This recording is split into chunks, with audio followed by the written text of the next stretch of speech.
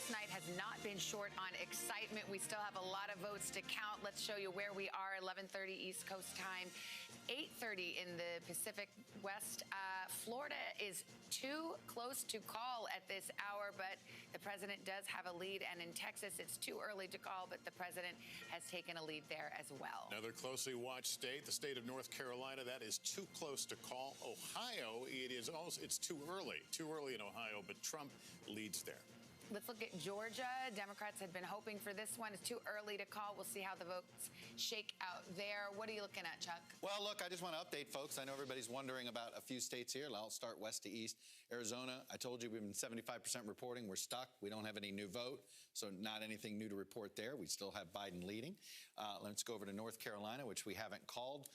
We're still stuck at 95% reporting. So we may be in one of these sort of wait and see modes, if you will. This still looks pretty good for Donald Trump, North Carolina, and here. And in Georgia, it is trickling in, as you can see, but let me just go in and around here. Still 24% in the in DeKalb County. We got only half the vote in Fulton, which is Atlanta itself. Cobb, 66%. By the way, I want to show you a little bit something here on Cobb. Cobb has made a remarkable transformation, okay? It's literally swinging almost 20 points, and we've seen this move that's been happening there, and you see from 2008, it may swing as much as 20 points. So it's just an interesting, and Cobb County, of course, is where Newt Gingrich launched the Republican revolution that brought the modern Republican Party today that Donald Trump leads, was essentially founded right there in Cobb County, which is now turning blue. Is Georgia a swing state for this election only? I think Georgia is a state that is headed into purple territory. We're seeing tonight. This is going, when all the votes are counted, this is going to be a very tight race. And frankly, it's going to be a bit of a coin flip. We got to see how much vote actually comes out of these Atlanta suburbs. But one thing about tonight is, and I do think Joe Biden has come up short in the Sun Belt, but these are very competitive races. We are moving, and, look, our population has moved that way, too. Within a decade, we will spend more time on the Sun Belt on election nights than we do in the Rust Belt. For now, though, Joe Biden needs the Rust Belt. All right, Andrea? And when you come to the Rust Belt, the Biden people, the Democrats I'm talking to in Michigan and Minnesota, well, you talked to Amy Klobuchar earlier, they are relatively confident because what you're seeing is the election day vote. The early vote is not yet being counted. You've got 3.2 million votes out there in Michigan, and they believe that those votes are trending will trend 61% Democratic, just based on the profile of what they're seeing. So as you heard from Senator Coons, they're not really that worried about Michigan and Minnesota. Let me turn to Casey. Casey, what are your thoughts right here? Are we seeing any real surprises here? Well, Lester, I would say that while I agree with Andrea and my Democratic sources are saying that, we should have expected this exact scenario to play out tonight. They call it the red mirage. The reality is this is a more disappointing night for Democrats than they were hoping it would be from a big picture perspective. And that's for these states that we've been talking about in the Sun Belt. They really thought North Carolina, frankly, was a place where they could edge it out by a point.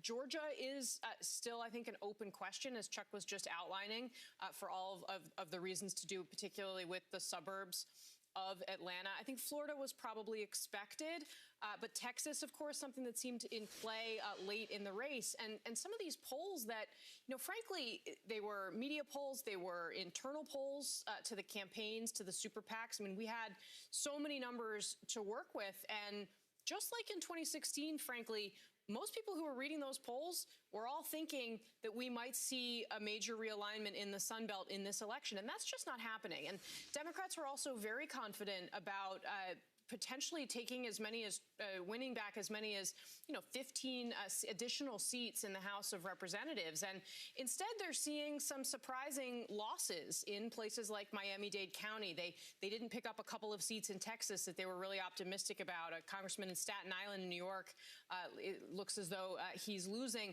These are all signs that the country is as divided as ever, that this is not some sort of overwhelming across the map rebuke of President Trump, and it is, in fact, going to be kind of prolonged fight that, many people expected, clearly, that the Biden campaign was anticipating. And that's not to say that Biden can't still pull this out, but it's a tough thing. All right, Casey, thanks very much. We're going to pause here briefly to allow some of our stations to rejoin our coverage.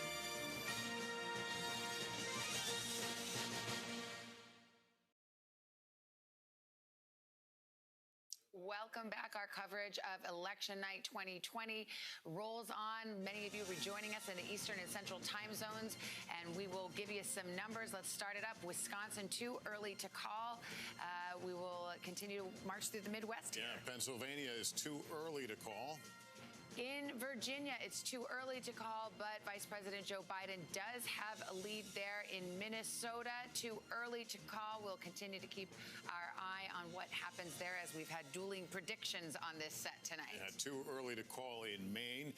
Arizona, one we're watching very carefully right now, is too early. Biden seems to be leading there. Yeah, we're kind of frozen in the votes that have come in Arizona. We're waiting for more. In Iowa, too early to call. That's how the race shakes out at this moment. And in Nevada, it is too early to call, waiting on votes there. Same story in Montana, too early to call. Let's look at where we are on this road to 270 right now. You can see Biden leading with 192 to 114 for Donald Trump. 270, the magic number. That's the prize. We were hearing about paths, and I heard Chris Coons claim, they still have a lot of paths to 270. These paths are narrowing right now, and I want to look. We have the real map, and you'll see here faded blue, faded red are where I've manipulated it. I'm putting them where they're leaning now. So North Carolina and Florida and Texas, I'm putting in Trump's column. Arizona, Nevada, I'm going ahead and I'm putting some of Maine and some of Trump in that column. So I just want to show you where we are, and you start to see here how narrow this is. So let's assume here that Biden can hang on to Minnesota, Wisconsin, and Michigan. These are the three states he had 5+ point leads in. See his electoral vote number there, guys? Sitting at 265. And this is making some assumptions here. I'm just, now you see that if Georgia doesn't come through, if Iowa, now any of these three can put him over. Iowa could, but I think Iowa's going to tilt Trump. Georgia, we're waiting on Atlanta. I'm not ready to classify that. But look what it comes down to. Scranton. Well, we decided Scranton says better than Pennsylvania, because you got to kind of do it like that. But I'm just saying the paths have narrowed for everybody. We are looking at a close election, and this feels a little bit like 2004 meets 1976. For those of you thinking about presidential elections, both of them were close races, and both of them were races that took us a long time to call. And Michigan may not come in until Wednesday night or Thursday, according to the text I just got from Democrats there. Okay, so it's all over, but the counting could take a while. We need to roll up our sleeves. Yes. I'm just saying, we're getting close to midnight. Maybe the coat comes off. Maybe we roll up the sleeves. Maybe we get the pencils out. We got a lot of adding to do. After midnight's when Chuck gets loose, so watch out. You don't want to see that, folks. Let's go to Kristen Welker. She's at Biden headquarters. How are they feeling? Are they sweating it?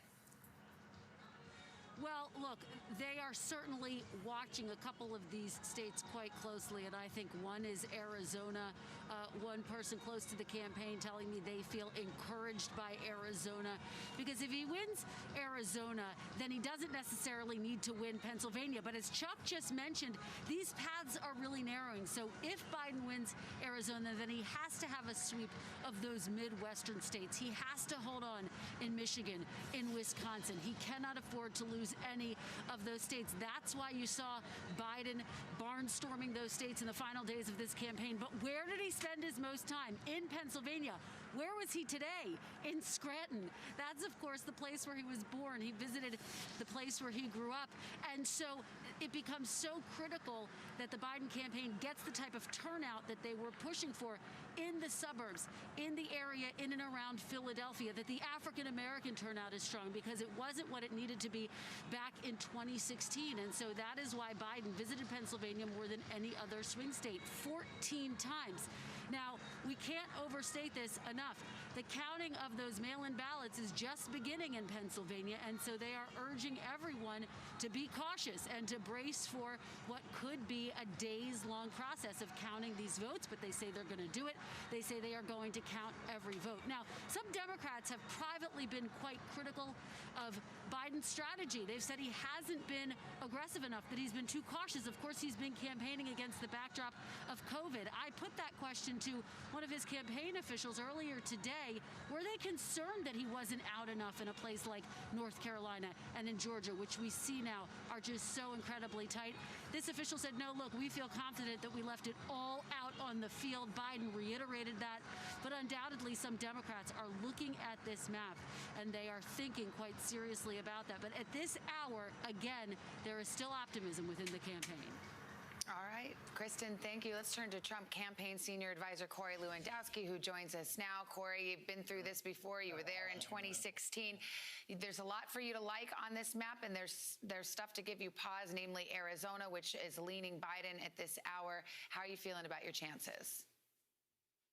Obviously, we're very cautiously optimistic. But that being said, if Joe Biden wants to become the president of the United States, he has to defeat Donald Trump in a series of states. And one state isn't going to be enough. Look, Donald Trump had an enormous victory tonight in the state of Florida. He's up over 400,000 votes in what has historically been the battleground of battleground states. And let me just remind the viewers that the last 6 people who won the state of Florida went on to become the president of the United States. So we feel very good about where we are right now. We feel very good about the campaign that we've run, and we look forward to having all the votes counted. Are we going to hear from the president tonight, win or lose?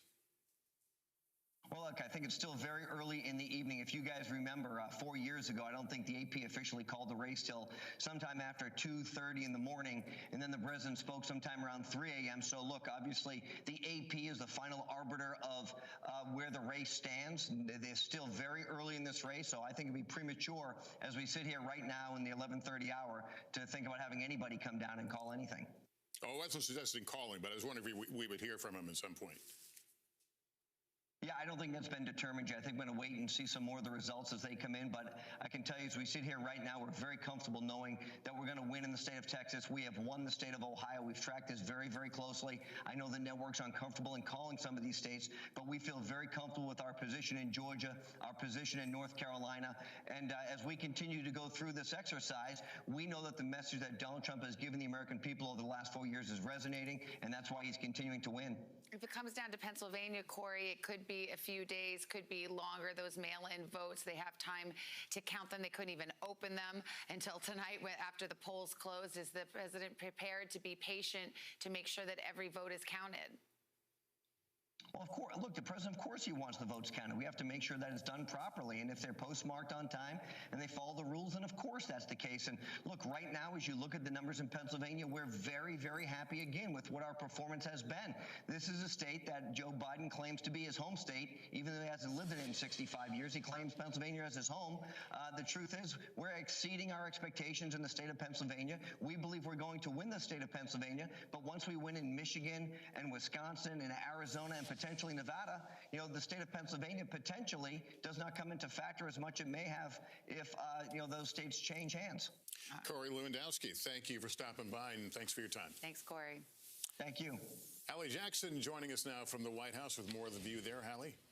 Interesting to hear Corey Lewandowski there, of course, the president's former campaign manager for a period of time in 2016 and somebody who's been involved in an advisory capacity now. Talk about how optimistic they are, particularly in the state of Pennsylvania. I have to tell you, the vibe that I'm getting tonight from a lot of conversations with sources late into the evening here has been very sort of 2016 deja vu, at least at this hour. I just got off the phone with somebody close to the campaign who is feeling better than they would have hoped, better than they would have expected when we had talked, a few hours ago, right before polls started to close there. There is a sense that they are seeing some of these numbers, some of these early numbers from places like Pennsylvania. I would include places like Michigan in there as well, from what I'm hearing from sources, where they are feeling encouraged by the margins being somewhat similar to what they saw in 2016.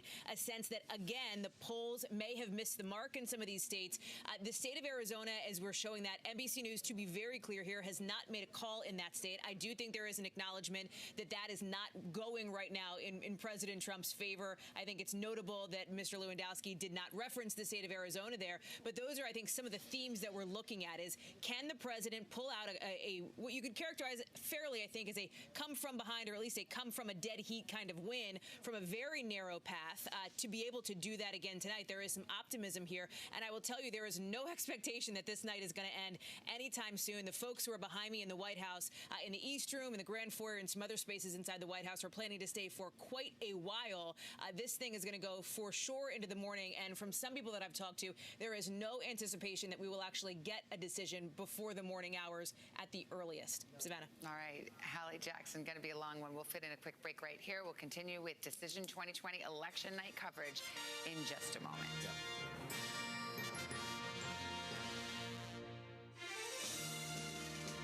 Good morning. Welcome to Today. We're glad to have you with us. This fall, we're right there with you, whether you're back to school. What do you guys think? We're excited? Or back to work. We're keeping you safe. I love being back.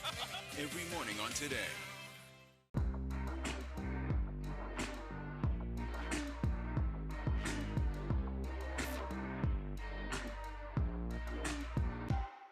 Good morning. Welcome to Today. We're glad to have you with us. This fall, we're right there with you, whether you're back to school. What do you guys think? We're excited? Or back to work. We're keeping you safe. I love being back. Every morning on Today. Police murder of unarmed black men has been an American way of death across centuries. After seeing the most comprehensive police reform bill ever introduced in Congress, I've begun to wonder if now is the time. If now is the time the protesters finally win. The Last Word with Lawrence O'Donnell, weeknights at 10 on MSNBC. You ready to go to work? I'm so ready to go to work. She's Joe Biden's choice to be next in line. But who is Kamala Harris? Join me, Joy Reid, as I explore her life's journey from Oakland to Washington on my 6-part podcast, Kamala Next in Line. New episodes every Monday. Subscribe for free wherever you get your podcasts. A real close-knit group of nurses who pulled together when their boss needed help battling coronavirus. You're not just any patient, you're their friend. These folks saved my life. Thank God that there are people who want to run towards a pandemic as opposed to running away from a pandemic. Introducing the MSNBC Daily, featuring written perspectives by experts you know and trust for a better understanding of the stories that matter most. Check out the MSNBC Daily today at msnbc.com. You're watching NBC News Now. We've got some breaking news. Are people there concerned about what impact this could have on the election? It's news made for your streaming world.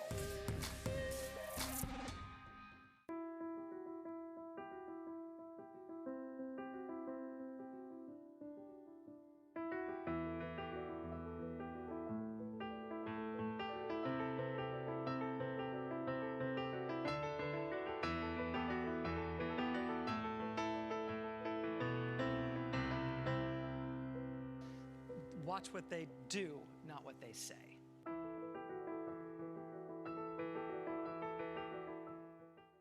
President Trump and Joe Biden hit the trail. At the center of this campaign, coronavirus. The story. The battleground blitz as we enter the final stretch of the 2020 race. From every angle. If you were sitting here talking to Joe Biden and President Trump, what would you want to tell them right now? On the ground.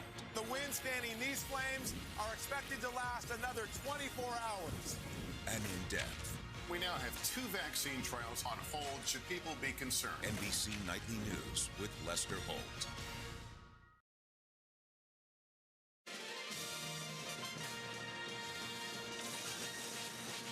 We are, of course, watching the all-important Senate races here tonight. We've got a few more we can characterize. Let's put up Kansas.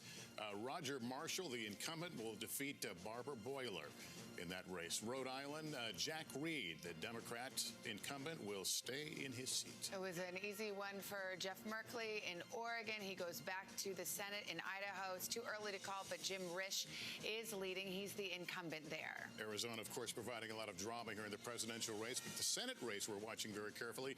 Former astronaut Mark Kelly right now leads, but that race is too early to call.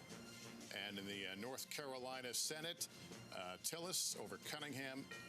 Right now, it's too close to call. One of the surprises of the night in terms of the polling. Now let's go to Iowa. Too early to call. Joni Ernst trying to hang on to her seat after facing a challenge from Teresa Greenfield. And in Montana, a very tight race. The two Steves, Steve Bullock, Steve Daines, too early to call there.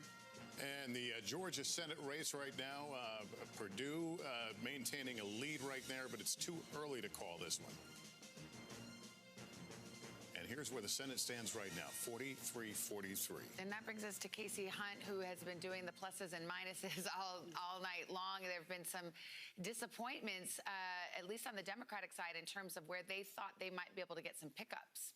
That's right, Savannah. And as the night wears on, Republicans are becoming more confident that they're going to be able to hang on to control of the Senate. And quite frankly, that's not really where things stood when we all sat down earlier tonight. At this point, Republicans are increasingly confident. I know we still have not called the Senate race in the state of Iowa, but Republicans are expecting Joni Ernst to pull that out. That was one that we weren't really watching at the beginning of the election cycle, but that reflected what we thought were pretty difficult approval ratings for President Trump. But they're now expecting her to do all right. And that really will narrow Democratic opportunities to take back the Senate in the event that Joe Biden wins the White House tonight or this week or whenever that's going to play out. They would need a net of 3 seats. If Donald Trump hangs on to the White House, they need a net of 4 to take back control. It looks like they're going to win Colorado and Arizona, but there's still a lot of questions about Maine. North Carolina seems to be trending toward Tom Tillis. There are still some outstanding wild cards across the map, so I think it's going to be a while until we really know where this stands. There, of course, is a possibility, and it ends up being a 50-50 split, which, of course, means that whoever controlled the White House would have the controlling vote in the Senate. But, again, we have to underscore here, Savannah, this is not the night that Democrats dreamed of. There is clearly an undercounted portion of the electorate that is supporting President Trump that they just didn't expect. And there was overconfidence in the Senate. On the Senate side, there's overconfidence among House leaders. I think that's something really to keep an eye on in the coming days. All right, Andrea. And one of those races that's still out there is Montana, where you've got the sitting governor, Steve Bullock, a popular governor who's taken some tough measures on coronavirus, but has not had much opposition to it. He's running for the Senate. They really fought hard to, Chuck Schumer did, to get him into the Senate race. He did not want to run. And remember, he ran for the presidency briefly. And he's running against an incumbent, Steve Gaines. That is a close-fought race, and we're going to have to see late in the day what happens in Montana. We're seeing a quick pattern, by the way, in the Senate races and the presidential, and frankly, we're seeing it in some House races. Everything is blue and red. We are not seeing split-ticket voting the way we used to see split-ticket voting. We've known that that's been disappearing, but I'm just watching all of these. The Senate nominees and the presidential vote is linking up across the board. We thought maybe in a place like Kansas that had sort of that Senate race had sort of created its own unique personality. Could the Democratic candidate, she's a former Republican, could she win over swing voters? And it's just, people are not splitting their tickets. I know that Sherry Bustos, who's the Democratic chair of the DCCC, she represents a Trump district. She used to win swing split ticket voters. She's struggling tonight. She may not win. And I think it's this phenomenon. It's red or blue. Mm. All right, we'll continue with our coverage, election night coverage, after this short break.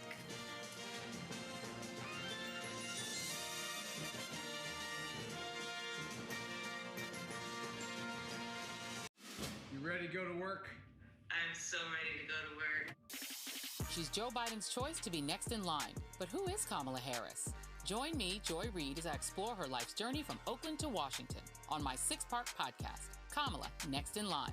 New episodes every Monday. Subscribe for free wherever you get your podcasts. Washington feels more chaotic than ever. It's my job to ask the tough questions, left and right, and help you make sense of it all.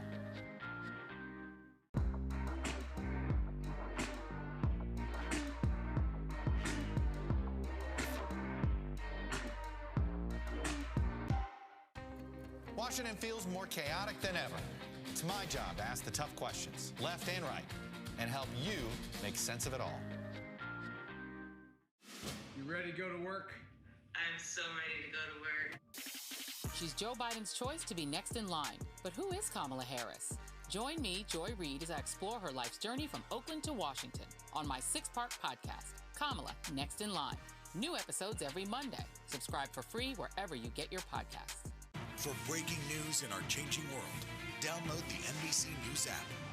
President Trump and Joe Biden hit the trail. At the center of this campaign, coronavirus. The story. The battleground blitz as we enter the final stretch of the 2020 race. From every angle. If you were sitting here talking to Joe Biden and President Trump, what would you want to tell them right now?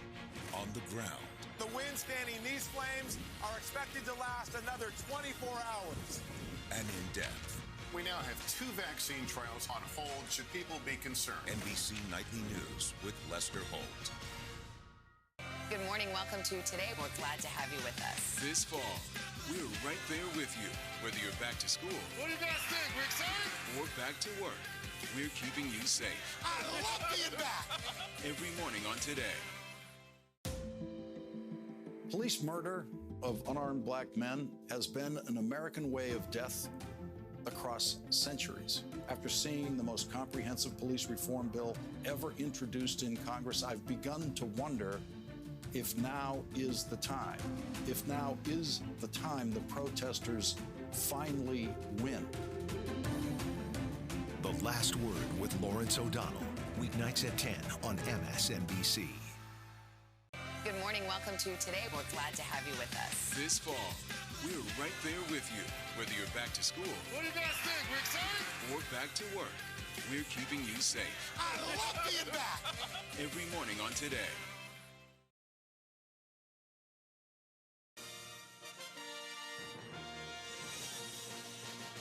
So where are we and what are we waiting for? Here are some of the big ones we're still waiting on. Pennsylvania, it is too early. We knew that would be a long wait. Ohio, too early. Trump leads, however. And in Florida, the president leads there. That is too close. We've got much more ahead. Stay with us. You are watching Decision 2020 right here on NBC.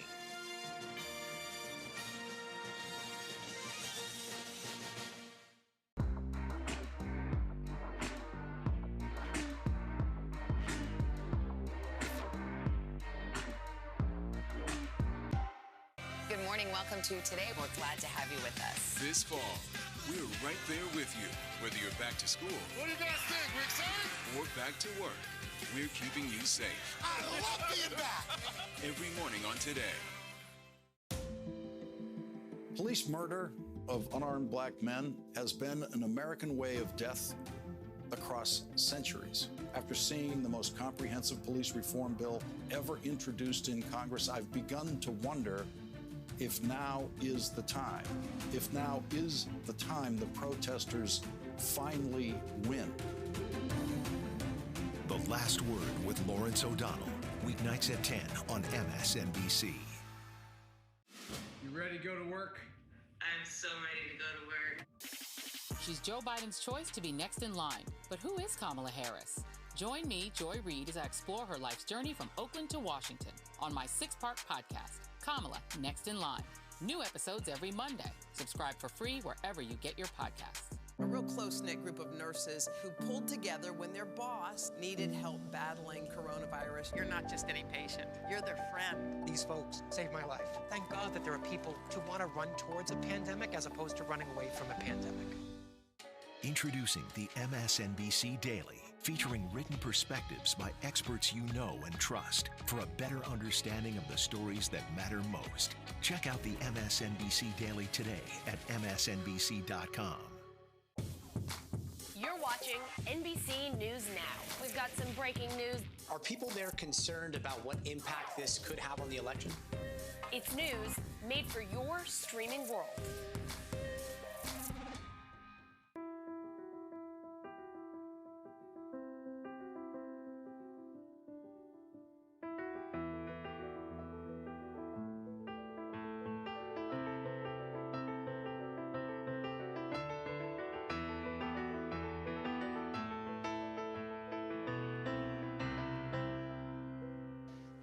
Watch what they do, not what they say.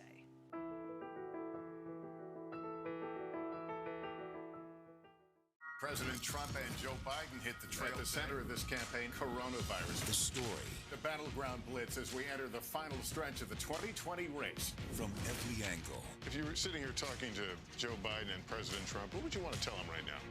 On the ground. The winds fanning these flames are expected to last another 24 hours. And in depth. We now have 2 vaccine trials on hold. Should people be concerned? NBC Nightly News with Lester Holt.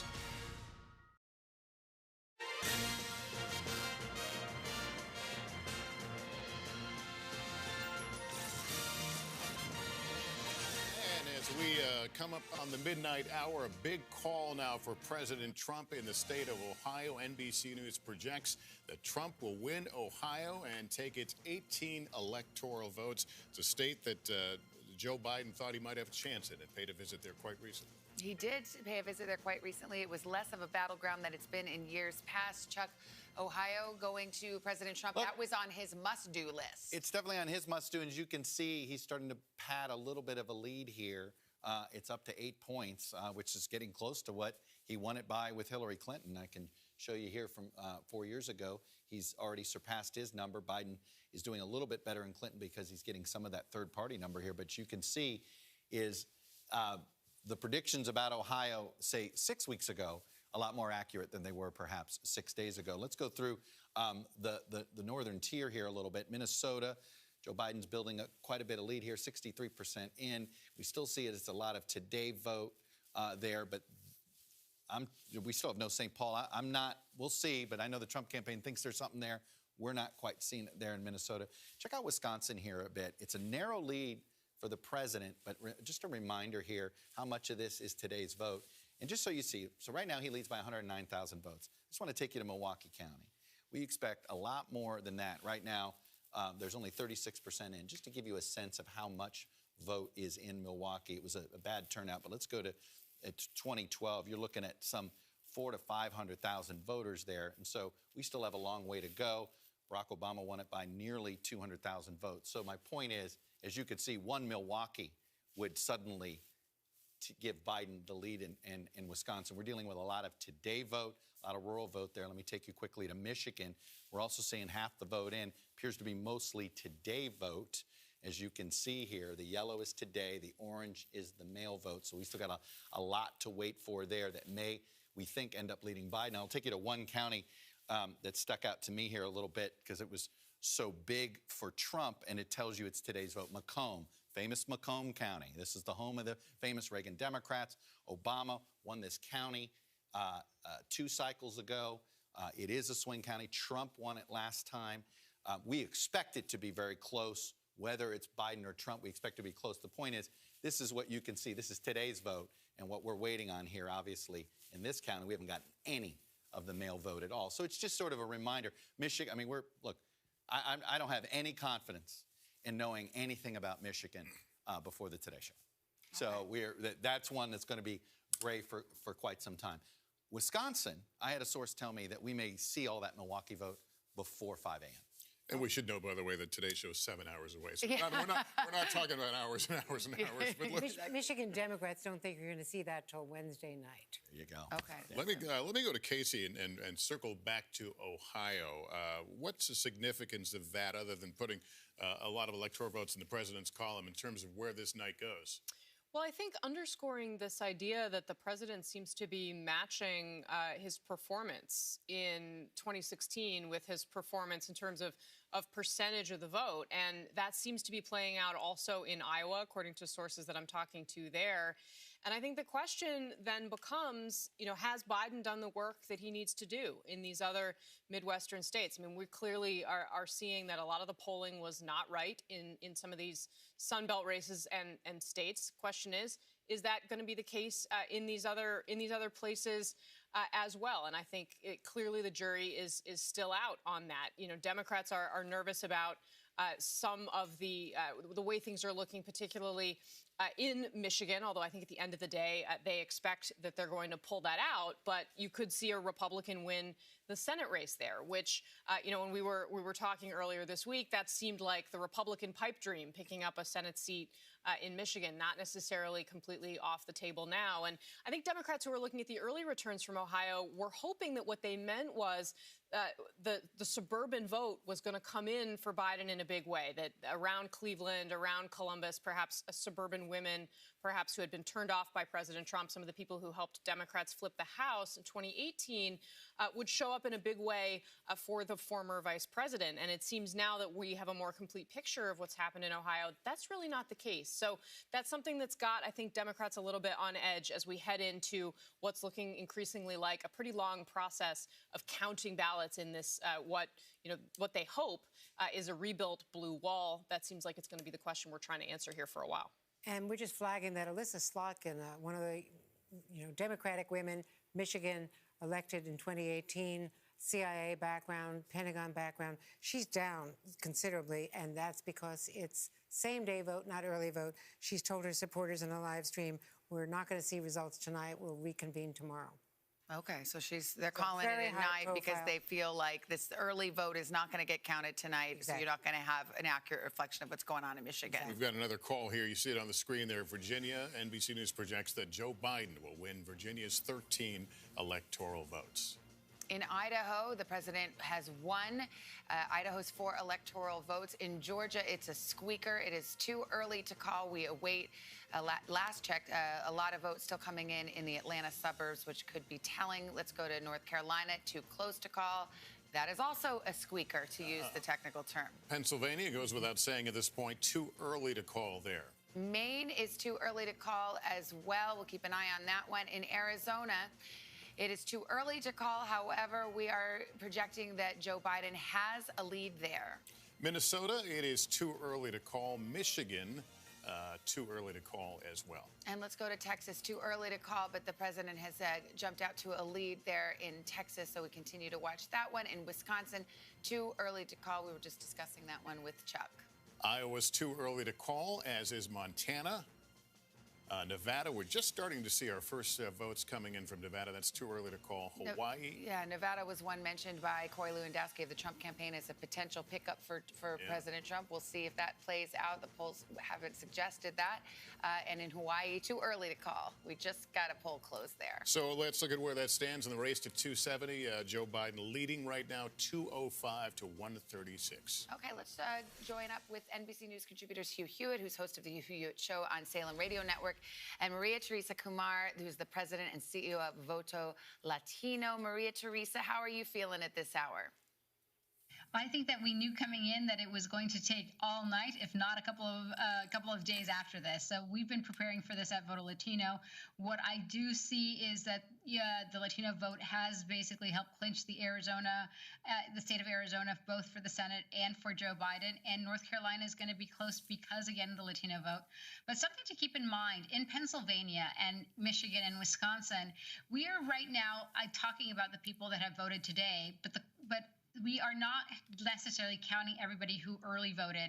And what we know from really good sources is that most Republicans actually were saving up to vote in person today, whereas in Pennsylvania, for example, there are roughly 2.4 million mail-in ballots, 2 to 1 going for Joe Biden. So this is going to be a nail clinger.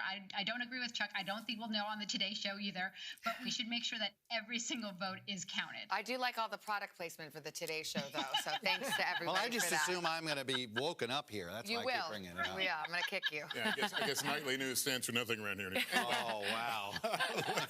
Let me. You have a more reasonable time slot. That's true. I just get up early. Hugh, let me bring you to this conversation. So, based on what we're seeing right now, it looks like the president has bought himself a ticket at least as far as Pennsylvania. Does anything that's occurred tonight shed any new light on what Pennsylvania might look like? I do want to look over the border from Pennsylvania to Ashtabula, Mahoning, and Trumbull County, which went decisively for the president. To the extent that they are still counting those late votes in Pennsylvania along the spine of Pennsylvania and Ohio, that bodes very well for the president's totals in Pennsylvania because, as Chuck pointed out earlier, Ashtabula, Trumbull, and Mahoning are where Joe Biden had hoped to reclaim some of the Obama voters, and he did not get them. I think it's a 3-state election, Michigan, Wisconsin, Pennsylvania. I think it's been a 3-state election for 4 years. The good news for the Republicans tonight, it appears that the Senate will be a Republican majority. I don't actually see how, even with a runoff in Georgia, that Democrats can take control of the upper chamber. They've won in Arizona, apparently beating Martha McSally. They've won in Colorado, but they've lost Alabama. Susan Collins looks pretty good, and it looks like Nancy Pelosi will be back as Speaker of the House. So all told, the deeply divided cliche is going to be with us for another 2 to 4 years, as no matter who wins, Biden and Trump. And I think it's a coin flip right now. I don't think we know. I don't think anyone can say with certainty. But the president, there certainly is no red wave. There certainly is no blue wave. There is, however, Mitch McConnell sitting there in Kentucky, fairly certain he's going to be running the Senate for another 2 years. All right. Thank you to both of you. We'll check back in. Gabe Gutierrez is in Milwaukee. And what are you hearing there, Gabe? Hi there, Savannah. Well, behind me is where hundreds of election workers are trying to count those absentee ballots that we've been talking about. You just heard Chuck saying we might not hear results here in Wisconsin for the next several hours, and that is what we're hearing from local election officials. Of course, Savannah, you know that Wisconsin is one of those states that does not allow absentee ballots to be counted before Election Day. Well, that process started today. They've been counting about 1,500 to 2,000 absentee ballots an hour. Now, Savannah, President Trump had been trailing here in the polls over the last several weeks, but we spoke to many of his supporters over the last several days, and they insist do not count him out. A message that he's been repeating constantly here in Wisconsin over the last several weeks is that of law and order, and it does resonate with his base here. Of course, Wisconsin, Kenosha, 45 minutes south of Milwaukee, where I am right now. More than 2 months ago, the shooting of Jacob Blake. President Trump has been hitting hard that campaign theme of law and order. Also, another major issue here in Wisconsin is the pandemic. Of course, Wisconsin, one of those states that is seeing a surge in cases. About 85% of the COVID hospital beds in this state remain full. Certainly, it's a major issue for voters here in Wisconsin. And we spoke with supporters of Joe Biden who came to vote this morning that said for them it was the critical issue. But again, also the economy, also top of mind here in Wisconsin, of course. But we are awaiting those results, Savannah, now with the race shifting like it has, and more attention now placed in Wisconsin. We're expecting those results in the next several hours, possibly by 5 a.m. Savannah? All right, Gabe, thank you so much. I was just looking over at Chuck because I wondered if anything's shaking in Well, Georgia. I saw just another news organization seemed to be indicating some movement toward the Democrats, and I just haven't seen it yet. So I'm just We're still waiting curious. for that vote in the Atlanta Still waiting. I suburbs. mean, literally, Atlanta hasn't moved. What do we've added one percentage point in Arizona in the last hour in trying to get votes. So we are in that period of time where it's going to trickle in now, rather than maybe, like I said, I do expect that one. I was told we were going to get this one giant dump of Milwaukee vote, but late tonight. So that is something worth staying up for. So put the pot of coffee on. My son was just asking me, why is everything too early to call? It's after midnight. I'm like, why aren't you in bed? It actually feels too late to call, but I know what he means. Can't say the words Yes, too early exactly. anymore. We're like, wait, it's late. That's what he keeps saying. Ask him why he's up so late. That's what I did. That was my response. Well, Tom Brokaw's up, an NBC News senior correspondent, veteran of more than a half-century of presidential elections. Tom Brokaw joins us. Tom, great to see you. Give us your observations of what we're seeing and versus what a lot of expectations were going into this night. You know, I've been covering presidential politics in this country since 1968, and I've seen a lot of changes. I have never seen the country as deeply and sharply divided as it is now. And it's the second cycle of this kind of division, with President Trump surprising everybody the first time, and fair to say, surprising everyone a second time with his strong showing. I think he made a very clever move in the last couple of weeks, in which he said to the country, go back to work. It's time to get the economy going again. The COVID, we're close to getting that solved, so you can go back and earn some money and get your business going again. I think it helped him a lot, frankly. People were wanting to hear that. I also think over the course of the last year, there's been some difficulty in, if you will, in the country about police shooting black people under circumstances that were indefensible. And at the end of the episode, there were a lot of white people who were supporting the black demonstrators until the black demonstrators kind of lost control. And they were not just demonstrating anymore. They were going into streets and they were robbing stores and they were tipping over cars, and it went on most of the summer. How much of that had to do with it, I'm not sure. But it was a long way from Dr. King, who was so successful with a program of nonviolence, So how that played into all this, I don't know. But I think in the last couple of weeks that Trump made a very clever move by saying you can go back to work. He's dead wrong. COVID virus is going to get worse, not better.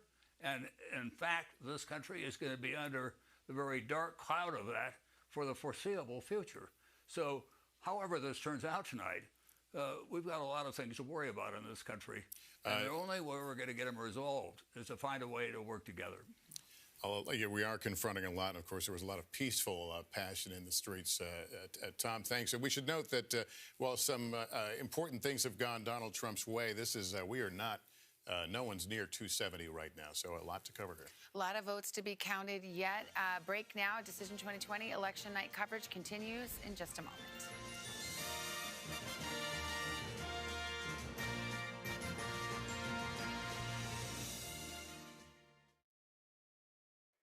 Glad to have you with us. This fall, we're right there with you, whether you're back to school. What do you guys think? We're excited? Or back to work. We're keeping you safe. I love being back. Every morning on Today.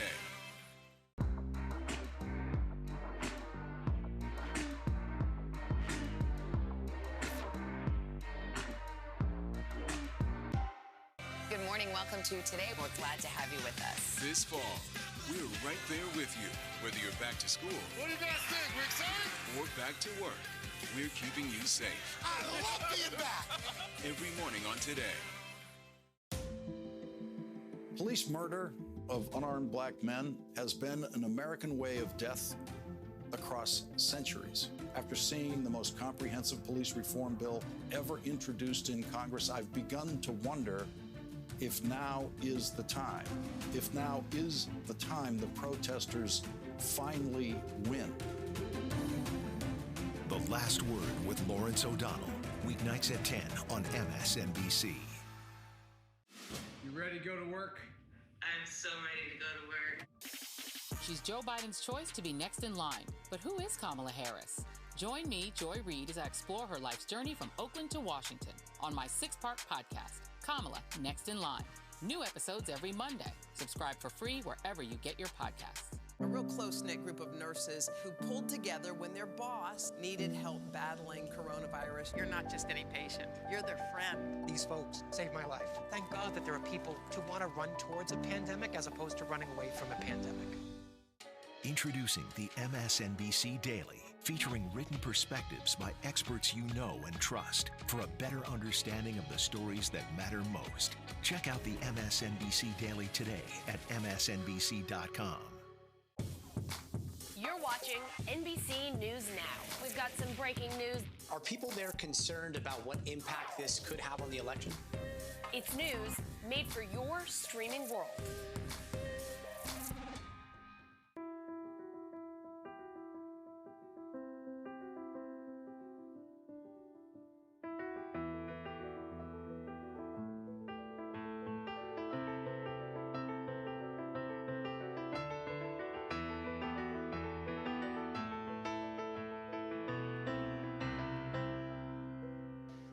Watch what they do, not what they say.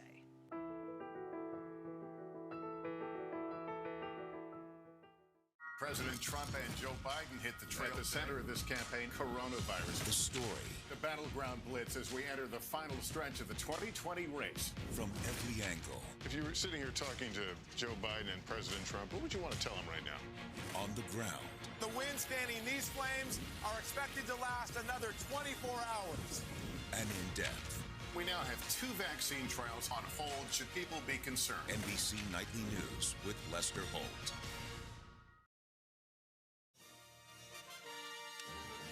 And those are the states we await as Decision 2020 election night rolls on. There's a lot more votes to be counted, and it's kind of a jump ball at this moment. Look, Hugh Hewitt said it. He said coin flip. I think that's where I'm at right now. I'm not ready to say I think I know anything about what we thought Wisconsin and Michigan would do. A lot of that early vote we still get counting. But speaking of polling, since there's a lot of people complaining about pollsters, we're going to bring in ours. Let me bring in our polling team. Republican pollster Bill McIntyre from Public Opinion Strategies, Democratic pollsters Peter Hart and Jeff Horwit of Hart Research Associates. Bill, I'll start with you. The three of you just put out an interesting memo essentially laying it out is sort of explaining, and I guess, Bill, explain it to us. We went into this race thinking it could be tighter in the battlegrounds, but that Biden was a clear favorite. What did we miss, or is it still too early to see what we missed? Well, I think what we did, including on your show, Meet the Press on Sunday, we led with, hey, guess what? For a race that nationally, and by the way, Biden's going to win comfortably nationally, this is very competitive, and it's very competitive in the swing states. And what we talked about on Sunday, based on our polling, is that there is a white non-college voter across the industrial Midwest in Florida and North Carolina, where there were a lot of votes. They said they were going to vote for Trump by 30-plus points on Election Day. The Republican National Committee spent a year to turn these people out, and they've done that job. They've produced those margins, and they've made this a very, very competitive race today. But I think these are things we talked about on Sunday that we were seeing and could happen. Peter Hart, I joked with my staff this morning. I told them about the 1976 race. You know, history says, well, of course Jimmy Carter won that race. And of course a Democrat took over after the Nixon-Ford era. But that race closed dramatically fast. And I think some older viewers tonight might be having a flashback to that. Well, it isn't 1976. Actually, it's 1968. There, the country was badly divided over race, over the war, and essentially they made a change in a narrow win by Richard Nixon. I think this election is very much the same. Voters are going to narrowly make a change, but you're going to have to wait and see at this stage. No, there's no doubt. Jeff Horwitz, answer the critique of the polling community. And I've been making it clear to folks internally that I think the problem are these public state polls that sort of, you know, maybe besmirch the reputation of quality national polls or others. But it does seem as if these state polls massively misled us. Yeah, well, I think we, rightfully so, as an industry, need to be judged by the results, and we will, and that's important. I do think it's important right now to keep perspective. We have talked about how this election is being decided two ways, one on Election Day and one with voters who voted earlier by mail. And those votes in places like Pennsylvania are in many places are yet to be counted. So we should be judged. We should be looked at that. But there are two numbers that are important here. One is that Joe Biden is leading nationally by over 1.1 million votes, and that about 1 in 4 votes have not yet been counted. So I think it's important to make sure that we are looking at the industry as a whole and how the results come in.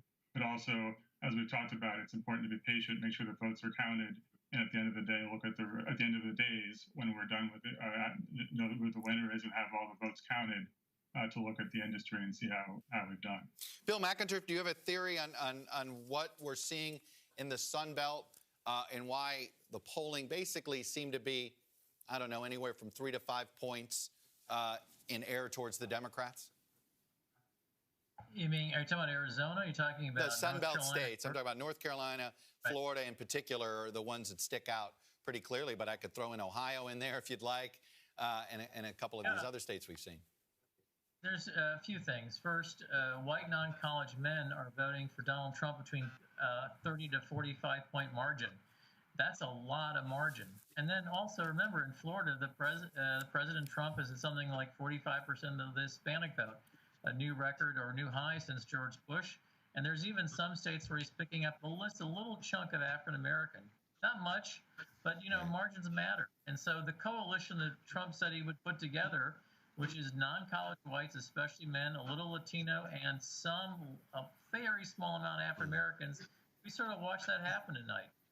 Peter, are we really starting to see what could be a future, what Donald Trump's putting together here? He's appealing to working class men of all stripes. That's what we're seeing, I think, in some of these Latino numbers and some of these African American numbers.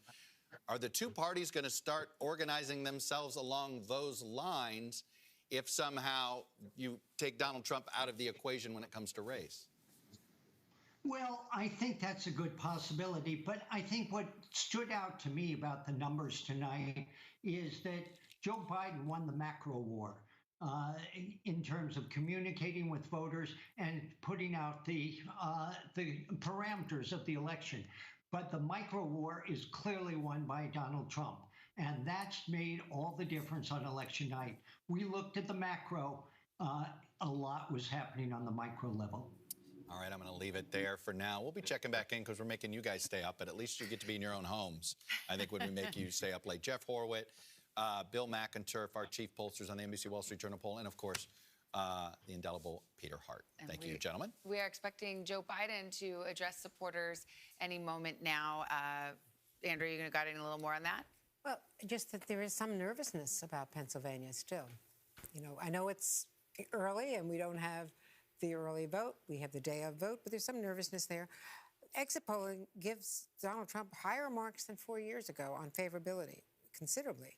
According to the exit polls, that people view him, 45% said their opinion of Trump was favorable, 53% said unfavorable. That is a dramatic change, according to the exit poll, when it was 38% favorable to 60% unfavorable. So that's significant. All right, let's go to Kristen Welker. She's over at Biden headquarters. What are you hearing?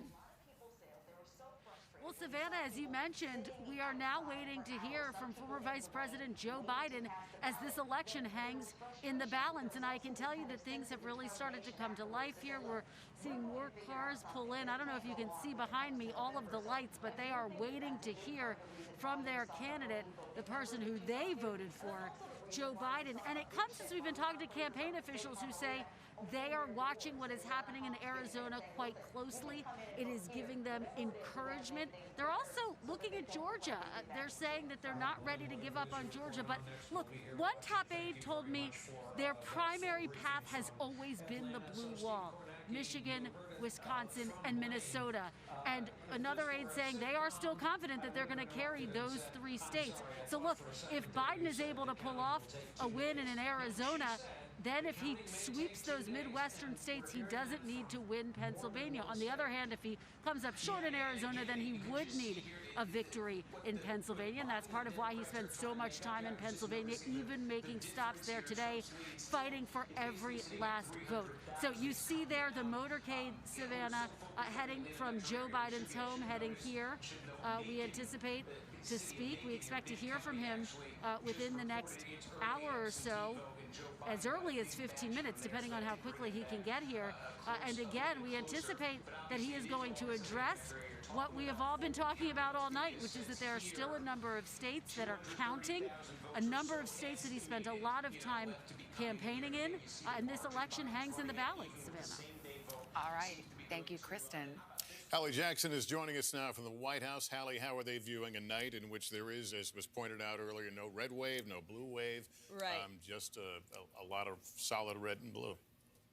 And a lot of, I would say, coffee and Red Bull, probably, Lester, because I think that's where this night is headed, it seems. I can tell you that when it comes to a state that Kristen is talking about, Arizona, a state where the Biden campaign is feeling pretty good based on the numbers, there is immense frustration inside the president's orbit that some networks, not our network, but another network, has appeared to have called the race for Joe Biden there. Again, not our call. I want to be very clear about that, but you are seeing a lot of consternation. There is a sense among some folks in the president's orbit that it is too early to make that call at this point, but they are very engaged, watching these numbers extremely closely in Arizona. Why? Well, because if, in fact, this lead that Joe Biden has holds, and again, I want to stress, we have it projected. It's too early to call right now, according to NBC News. If the lead holds, though, it does narrow the president's path to victory, and that is something that is really important for the president and for the campaign that they're looking at. Obviously, Georgia is still outstanding, and then those blue wall states that we're talking about here. Some optimism that we're hearing about in places like Pennsylvania, in places like Wisconsin, actually, which is kind of interesting. That is a shift, at least from the conversations I've had from this morning to tonight. I think the sense earlier in the day was that they didn't think that Wisconsin was going to be potentially a good state for the president, but based on some of the numbers that they're seeing come in, that seems to have shifted. I will say, as we get ready to hear from former Vice President Joe Biden over in Delaware, we really haven't heard much from President Trump at all. He has not tweeted, at least at last check, about 45 seconds before I came on the air, since the polls closed earlier this evening in some of those first states, it is possible that we could hear from him here at the White House. He has a number of supporters here, family members, cabinet officials who are in the White House behind me. But other than, some indications that he may speak, we don't have anything definitive of when we might hear from President Trump. I think that Corey Lewandowski referenced that the decision had not been made yet. And I can tell you that when I asked one person close to the president earlier, just a couple of hours ago, if he would speak, the answer was, well, if he wants to, he will. And if he doesn't, he won't. It's always up to the president, as we often see in these instances, guys. And Hallie, this is probably a good time to point out, as you point out, that sometimes there's differences in what's being reported out there. Folks need to understand that we are very, very competitive, but on nights like this, when it comes to making these sorts of calls, we have a high humility standard on this because of this early vote. There's so many different things. I mean, the worst thing you can do is make a call and have to pull it. Too many variables. We lived through 2000. So we've lived through, in this network, we lived through 2000. We had to pull a call. Nobody likes to pull a call like that. So our guy, John Lipinski, he said, I'm not rushing anything. If other news organizations want to race, good luck, because you're going to, you could fall on your face. Just thought it was a good moment to get that out there and for folks to understand that. So let's bring in Casey. Casey. To chime in on the call question, I mean, I think that's part of why the campaigns are so focused on these narratives, right? Hallie was reporting that the president's team is frustrated that this call would be out there in the ether, and that's because we are entering, and we're going to hear from Joe Biden as well now, we're entering the phase of the fight over the narrative here. We are heading into, my sources on both sides acknowledge a likely prolonged battle over counting votes. And we will see if this comes down to a single state or place, or if once we start to see the absentee and early votes in these states that aren't used to doing it on election night, it becomes more clear, comes into focus, potentially Joe Biden holds that blue wall and the conversation changes. But the president has been pretty straightforward about raising questions about counting the votes, the way that he has framed how he is going to pursue potentially trying to stop vote counting, et cetera, in some of these places. He has not held back from that. And the Biden campaign knows that this is very important. I mean, they have been talking to reporters for months about what a quote unquote, they often refer to it as a red mirage, what it might look like if it seems as though President Trump is ahead here, but what really needs to happen to put Biden in the lead is the steady and probably slow counting of all of these ballots. And that's potentially what makes what he says tonight so important in terms of framing this race for his supporters, but also for a potential legal battle that could ensue. And again, part of the framing of this, and I think part of what Democrats were really hoping for going into tonight, is that what we would see across the map would be a clear rebuke from voters to President Trump, something that would give the court system, judges considering any potential cases here, messages, from that where the president was clearly rejected and everyone was going to be on the same page about that reality. That is not the case here. I mean, we are shaping up to potentially have exactly the same control of the Senate. We're going to have a few wild card races out there, but right now, if we look at Colorado and likely Arizona as two losses for Republicans, we're looking on the flip side at Doug Jones in Alabama. I'm still watching Michigan, although we've got a ways to go there. But if Democrats were to lose that race, the Senate race in Michigan, which some of my sources are saying is a possibility, that's 2 for 2. We're still left with the same situation that we have if everything else holds. And that's really what we're seeing. We're seeing things hold more steady than we perhaps anticipated based on some of this polling. So this, again, not the scenario that Democrats wanted to head into this potentially protracted battle over votes with this kind of standing, Savannah. Casey, thanks. Yeah, a divided country votes in a divided fashion. What are you looking at, Chuck? Well, you've been asking for these individual electoral votes, and you know what? I finally got some numbers for you. And so overall in Nebraska, 74% of the vote is in. We got quite a bit of the vote in Nebraska too.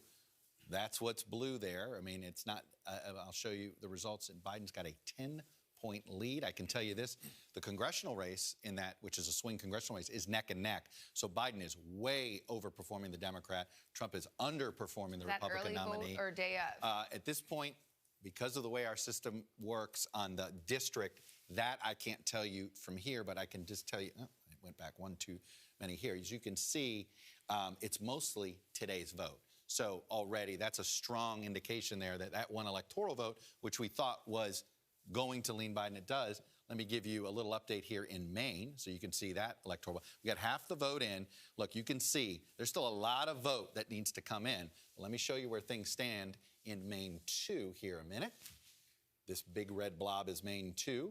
And again, we got a good half of the vote here, but you can see, I believe, there we go. In the 2nd district, Trump is ahead by 13,000 votes. This is a very rural congressional district. We shall see. I mean, it looks pretty clear that Biden's going to win the other 3, but they could split it 1 and 1. That every happened vote in 2016. Counts. It happened in 2016. I think Biden needs every electoral vote he can get, and so does Trump. So they're both going to need these individual votes.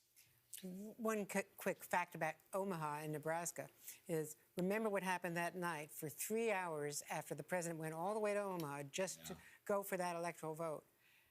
The people were left at that rally for 3 hours in sub-freezing weather, including a lot of elderly people, because the buses weren't there. And so the president left, and so there was a whole lot of negative publicity after he went all that way, late at night. There was a lot of negative reaction to the Trump rally. We don't know how it's going to turn out, but that was a real downer. All right, we've got some new information coming in. Let's look at Minnesota, where it's too early to call, but we can now characterize this as Biden leading in Minnesota. All right, let's go to New Hampshire. We're projecting that Joe Biden will take New Hampshire, another Northeast state going in his direction. Colorado, formerly red, then purple, now blue. Joe Biden takes Colorado. Georgia, looking for some of that Atlanta vote right now. That's too early to call.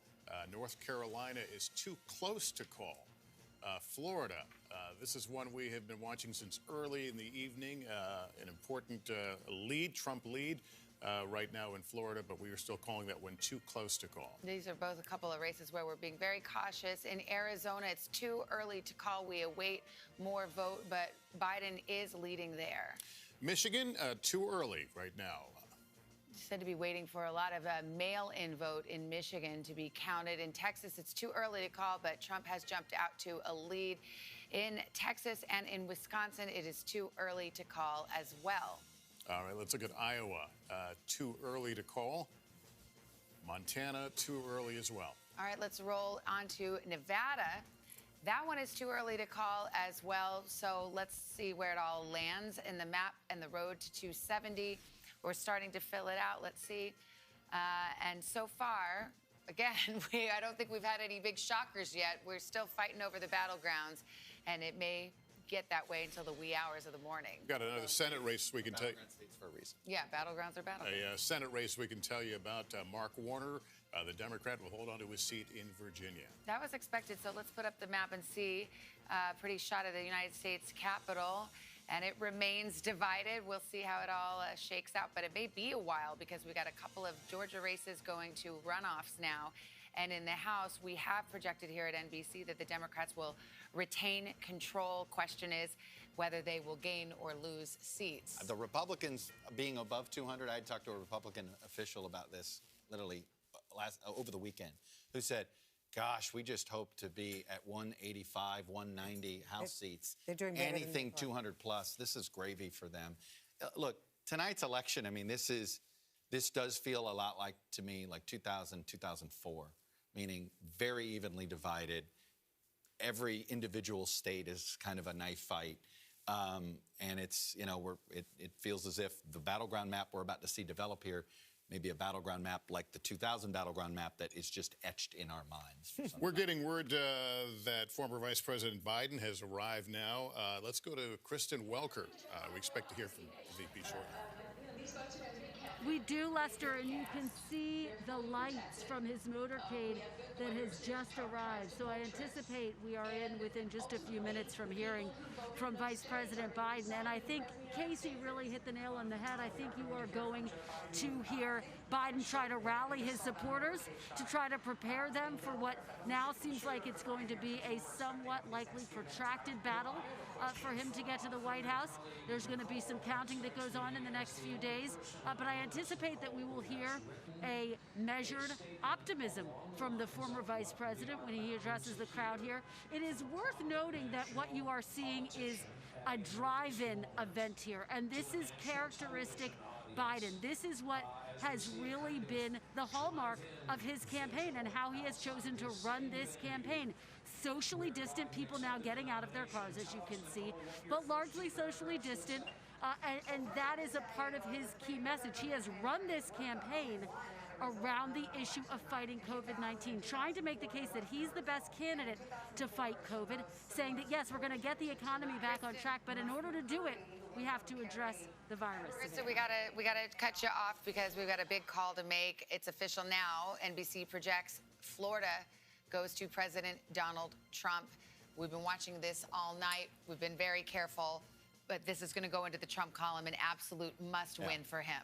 Look at the difference, 380,000 votes. Let me go back here and take you back very quickly to Miami-Dade, just to remind you where there was 300,000 votes 2 cycles ago. So as we see, the difference was that. Let's go. So Joe Biden won it by 83,000. Hillary Clinton won it by nearly 300,000. So you want to know where 200 of the 300,000 votes is? It's sitting in Miami-Dade County. So there's no doubt Miami-Dade County, even as, you know, he can feel good. He added, I mean, Osceola County, I think that's an addition in here, if I will. No, not quite a flip county, never mind that. But this Miami-Dade story is, you know, it may be a unicorn and maybe all those things, but as we saw with, we've seen it with some Hispanic men as well in other states. It's this really Latino thing is an issue here for the Democrats. Look, it's interesting, and you wonder if Joe Biden doesn't improve with older white voters, that's kept him in this race, we'd be talking about, boy, Democrats really have to get their base out. And this was something that people were whispering about quite a bit, and this was the downside of doing a virtual campaign. Well, I have to tell you, Casey, this is not something that was unremarked upon down in South Florida. There were folks who were Biden supporters sounding the alarm about this very issue. Interesting to see in Florida, Biden actually did win some of the swing districts. Pinellas County, for example, one of the swingiest counties in Florida. He prevailed there, but it's Miami-Dade that ultimately sunk his chances in Florida. Yeah, that's right, Savannah. And I've neglected to mention that my grandparents live in Pinellas County, so you can drive down the street and wave down the I-4 corridor and wave to Chuck's mom on their way by in Orlando. The issue with Latinos that's playing out, particularly in Florida, it's particularly acute there for all the reasons that we have talked about. And there's a couple House races down there, too, that Democrats might lose because of this problem. It is huge, and it was clearly something where they neglected to really pay attention and engage. And my sources are saying they would have had to do this potentially years ago. This is something that the Trump campaign has been working on for a long time. But, you know, we'll have to see if it plays out across the map. We got to cut you off right there. We want to live in this moment. This is Wilmington, Delaware. Joe Biden about to come out and address his supporters.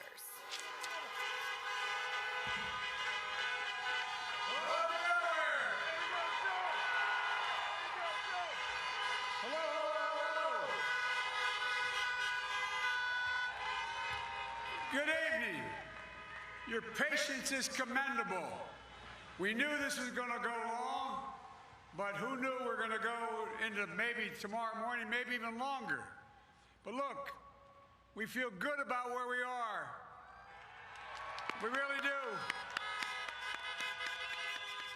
I'm here to tell you tonight, we believe we're on track to win this election.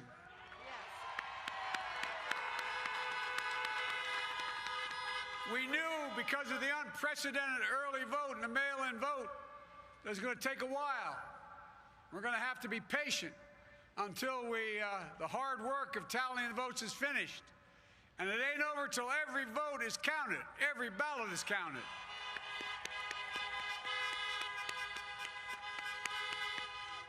But we're feeling good. we're feeling good about where we are. We believe one of the nets has suggested we've already won Arizona, but we're confident about Arizona. That's a turnaround. We also just called it for Minnesota, and we're still in the game in Georgia, although that's not one we expected.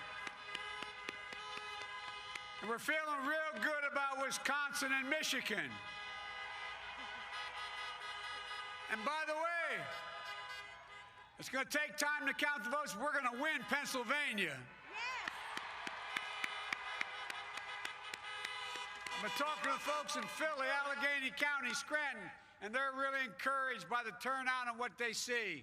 Look, you know, we could know the results as early as tomorrow morning, but it may take a little longer. As I've said all along, it's not my place or Donald Trump's place to declare who's won this election. That's the decision of the American people. But I'm optimistic about this outcome. And I want to thank every one of you who came out and voted in this election. And by the way, Chris Coons and the Democrats, congratulations here in Delaware.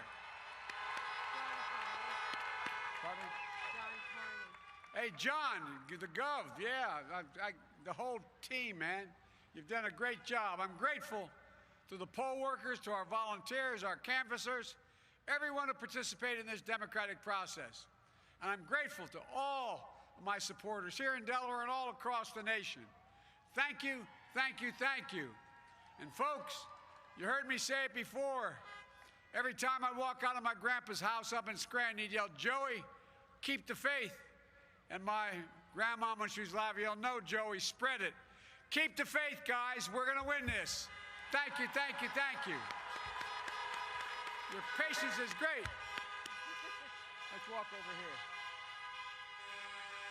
Joe Biden cheering up his supporters, a little pep talk, and what's now really become a game of expectations, I think, where we're at this point where both candidates trying to set the expectations as to where we're going next. Let's go to Kristen Welker at Biden headquarters, talk about the timing of this and what led up to it.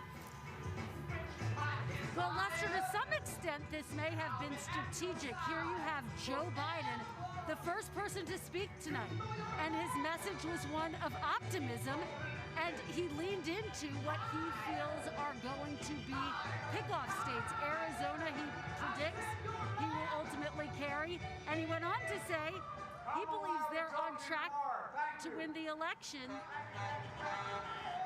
He might be... He's wrapping up now again, Lester. I wanted to give him a chance to finish what he was saying, but his message and his tone really underscoring, I think, the confidence that we've heard within the campaign throughout this day and throughout this evening. They ultimately feel as though their wall in the Midwest, their blue wall, will hold. And of course, if they can pick off Arizona, that would be a big prize for them. That would be an upset for President Trump. And so you heard that type of confidence reflected. What he also did was to prepare his supporters for the fact that there is going to be a path ahead, that some of these votes are still being counted. He said we might not know the results until tomorrow, and of course, it could be even after that. And so this was a way for the vice president to get out in front on the messaging. And remember, it does come against the backdrop of these reports, which the president did deny, but that he was thinking about potentially declaring victory tonight, no matter what the results showed.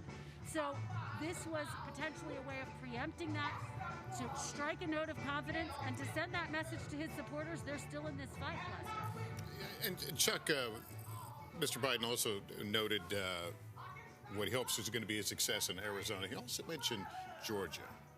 Look, let me tell you what our models indicate we're waiting basically for a lot of Atlanta. Still a lot of vote there. A lot of vote in Atlanta, enough that our models right now, we would have it, if it goes the way we think it could go, maybe 1/10 of a percentage point will separate them when all the votes are counted. Yeah. That's why we're not anywhere near calling it. We want to wait to see what this Atlanta number comes in. But Georgia's another one that we're going to sit here for a while. Well, if you were wondering whether, now that we've heard from Vice President Joe Biden, we'll hear from President Trump. We've heard from him on Twitter, Hallie. He must have heard you saying that he hadn't been tweeting all night, but now he has tweeted.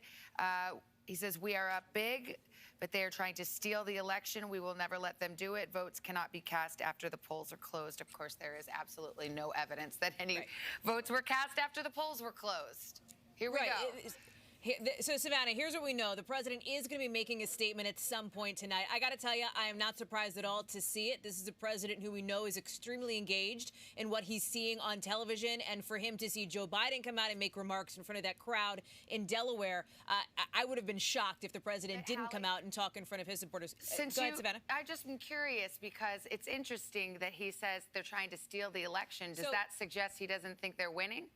So I think that what we're going to hear from President Trump is something similar to what I think some folks had been concerned about might happen, and something that the president has been alluding to now for a while, which is a question. He has been saying repeatedly now that he wants to see results sort of finalized on November 3rd, or I guess in the morning hours of November 4th right now. We need to be really clear here, right? Full election results are not certified on election night ever, right? There has to be a process that goes through. We use this phrasing here on NBC News, all the networks do, that is very careful. We call them projected winners, right? Because that is what we are projecting. Nothing is sort of set in stone for usually, days after the election. Anyway, not in 2020, not just in 2016, but in any election, really. And this is something that I think Chuck and our team can speak more to. But the president has been very clear that he is concerned about what happens if, in fact, as the case is that we are in right now, the vote count stretches past tonight. Now, it is not surprising that the vote count is stretching past tonight. In fact, we have been talking about it for weeks. Why? Because of the coronavirus pandemic and because there is so much early vote that came in, so many ballots that were mailed in. That just takes a while to count. It takes longer to count. And there are rules in different states, different rules in different states about when you can start processing and counting those ballots. This is where I think a lot of folks expected us to be here at 12:50 in the morning, on election night or the morning of November 4th, I guess.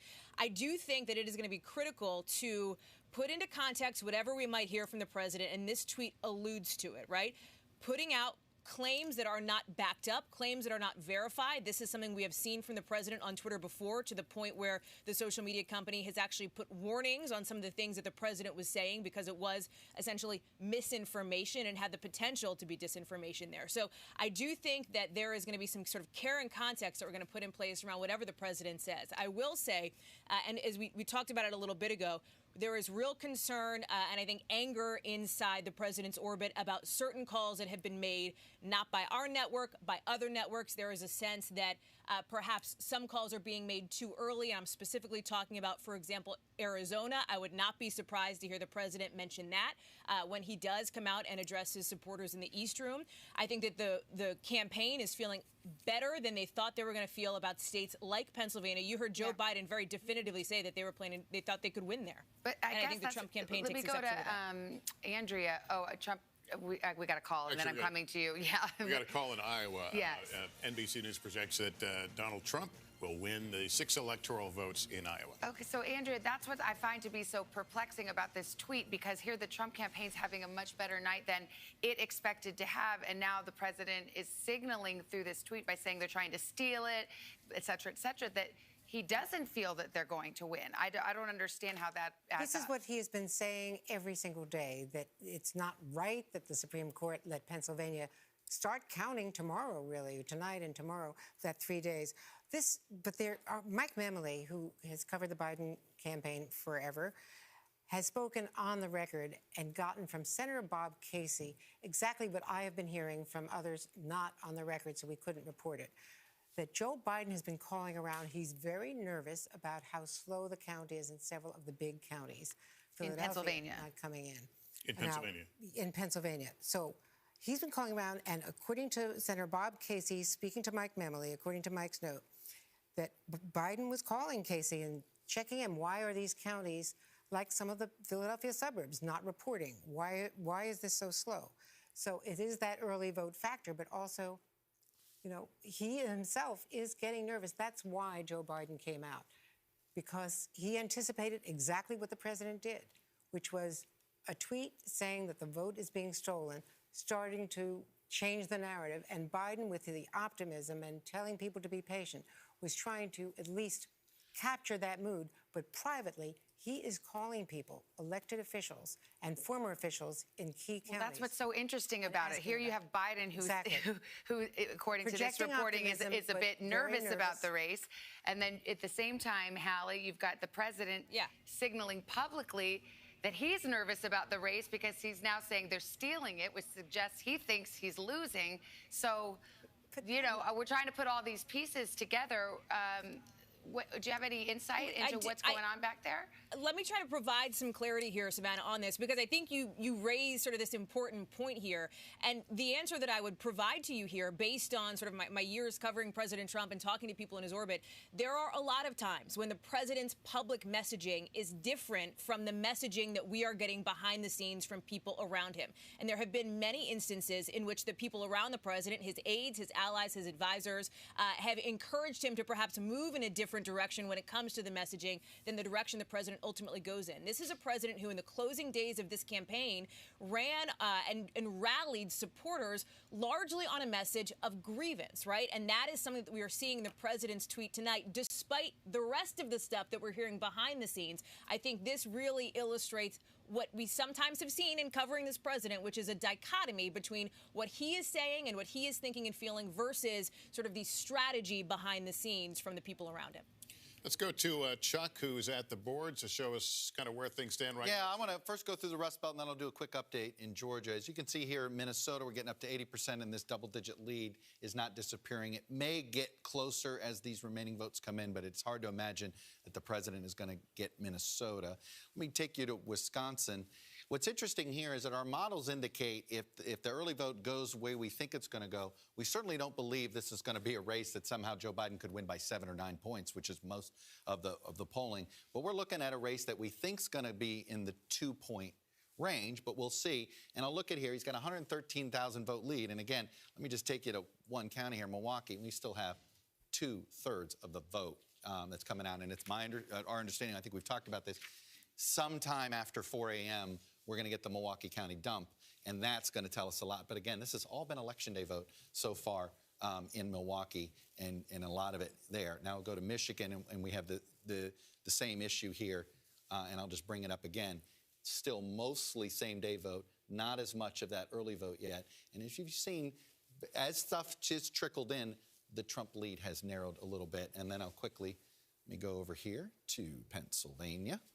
As you can see here, we're still, and let me just show you here, this is almost all today vote, or now at this point, sorry, yesterday vote.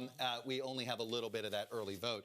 And look, let's go around here. You can see here's Chester County. It's got 70% in, and this is Swing County. We'll see when it all comes in. Here, Andrea, Montgomery County, we still got a lot of vote there. Delaware County, 59% reporting.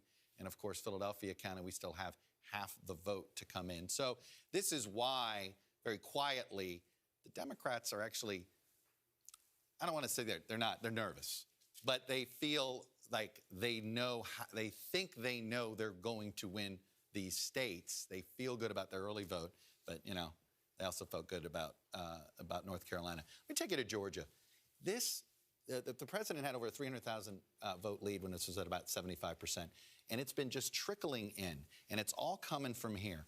I told you before, our models indicate that when it's all comes in, and the last vote to come in is going to be, it looks like Atlanta, the Atlanta area, that we expect it to be less than a percentage point. In fact, one of our models has it 0.1% around. But let me just take you around what we got here. There's still got more than a quarter of the vote out in Fulton County. That is Atlanta.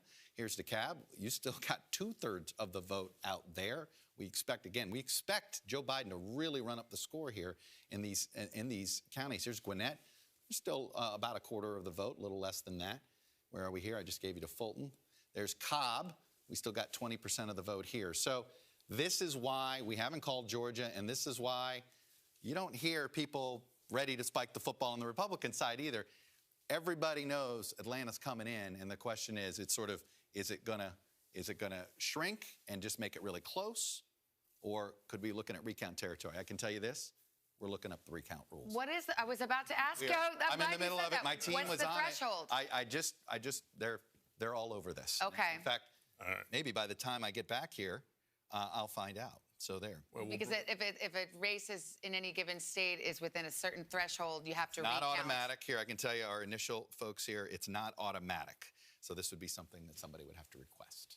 Okay. All right, let's bring in a couple of our guests. I think we've got Robert Gibbs, NBC News political analyst and former White House press secretary under President Obama, and Rich Lowry, an NBC News political analyst, editor of the National Review. Robert, let me start with you. You're a former press secretary. Let me let you step into our shoes. Write the headline of this night so far. Well, I think the headline is we know a lot less than we thought or hoped we'd know at this point. The race is still very much up in the air, but look, I'm where Biden is right now. I think there's a lot more paths for him to win this race. I think there's two big states that you just talked about, Arizona and Georgia. Those open up very decidedly different paths and multiple paths for Biden. They really, really push Trump into having to really run the table. And I don't know. I think those two states are going to be the big two next states. We're going to see these upper Midwestern states come in, as Chuck and others have talked about, maybe ahead of the Today Show, but it's going to be a while. Drink when someone says the Today Show. We'd be hammered at this point. Yes. That's not a good idea. I know. Rich, Speak up, Lester. what do you think? We saw Joe Biden come out. We've seen a tweet from President Trump, and he's also indicated that he will also address the cameras. The battle of perception right now. Yeah, it's the beginning of the post-game jousting. And I do think we should pause, though, and just remark on the fact this is a president of the United States who's never been above 50% job approval in the polls, who's had controversy after controversy basically daily for the entirety of his presidency, and is knocking on the door. I'm not predicting he's going to get through that door, but is knocking on the door of re-election. That's an extraordinary fact, and that really goes to his astonishing power as a campaigner. And I think what gives Republicans hope about those blue wall states, if you look at Florida, the polling average, final polling average had Trump losing 2 to 3 points. He won by 2 to 3 points. Look at Ohio. Final polling average had Trump winning by 0.8%, the polling average. Last time I looked, he was winning by 8%. So if you get that kind of polling average in Michigan and Pennsylvania, it's very easy to see how Trump wins. And then just final point, Chuck earlier was talking about that Nebraska 2nd district that awards one electoral vote, and Joe Biden is winning in. If Joe Biden, put Georgia aside, assume Trump holds on, if Biden wins Arizona and wins that district in Nebraska, winning Pennsylvania is not enough for Trump. In that circumstance, he'd have to win Pennsylvania and Michigan to get over the top. So it just goes to what a near-run thing this is now, that one electoral vote could make a big difference like that. That's so 2020. So 2020, and also explains why the White House is so heated about any call it perceives as premature of the state of Arizona, which bears repeating. Who knew leaving people outdoors in Omaha could cost you the presidency? NBC News has not projected Arizona other than to say that Biden is leading, but it's too early to call there. Rich and Robert, thank you both. Thanks, guys. Casey. Well, I mean, I'm not going to lie. I have considered the 269 to 269 Electoral College vote 2020 nightmare scenario because it's 2020. Obviously, that's what would happen based on everything else that's happened this year. But all kidding aside, I do think that the focus on Georgia is correct at this hour. My sources in both parties are starting to focus on that because that data is starting to come in. Republicans feel much better about the Senate race there than they do about the presidential race. And Chuck made the point. The question is, how close is that going to be? And the reality here is that if, in fact, we talked a little earlier in the night about how we're entering the narrative-setting phase of this campaign and the fact that Democrats don't feel as strong about it. They will feel much stronger about it if they can point to Arizona and Georgia as examples of places where the suburbs moved decisively for them. If their advantage spreads out farther across the map, that is going to make it a lot easier for them to make the case that it is very clear who is the winner of this election. And to your point, Savannah, I think that's part of why you're seeing the president and his team be so pugnacious, frankly, about trying to make sure that these kinds of things do not get out into the ether, because this is going to be this kind of narrative fight going forward. And just to button up with the nightmare scenario, I have been having a couple conversations with Democrats who are looking at the map, nervous about that, and starting to think about, okay, what if we do end up with a tie? What if we go to the House of Representatives? Then it's decided by House delegations. So each state gets a vote. If Texas, for example, is controlled by Republicans, the delegation likely would cast their vote for Donald Trump. Does that put us in a scenario where Democrats not focusing enough on the House of Representatives, heading into this perhaps being overconfident on that map, come back to bite them? I honestly, I'm not ready for any of this, at least not until we have some more drinks ahead of the Today Show. Let me go to Andrea, who's been watching the president's latest. Well, on the president's latest tweet saying that the election is being stolen, Twitter has flagged it, saying some or all of the content shared in this tweet is disputed and might be misleading about an election or other civic process. So probably Twitter the line asserting that there were ballots cast after Election Day, which exactly. Of course, there's no. I apologize. I've had the 269 as my phone screensaver for about a month. It's your fault. I really have, and it's like however, I had it a slightly different scenario. I'll admit that. We're going to banish you to the but map. it gets close. Yeah. All right, we're going to take a break. I guess it's nerd hour here as we get into the wee hours. Are you trying to compliment me, right? No I take it as a compliment. He's still not in shirt sleeves yet, so our no more snacks for Chuck. Decision 2020 election night coverage, a little punchy, but we'll continue after this short break.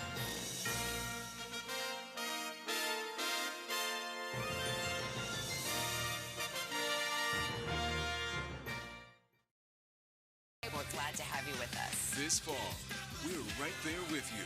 Whether you're back to school. What do you guys think? We're excited? Or back to work. We're keeping you safe. I love being back. Every morning on Today.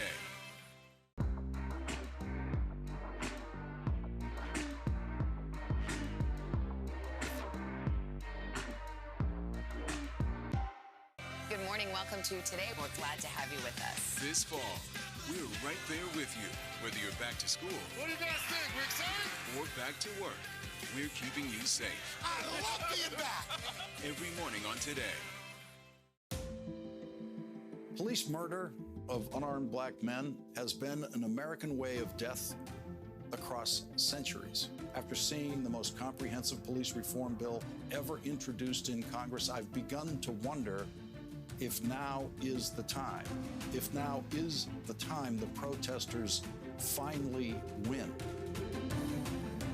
The Last Word with Lawrence O'Donnell.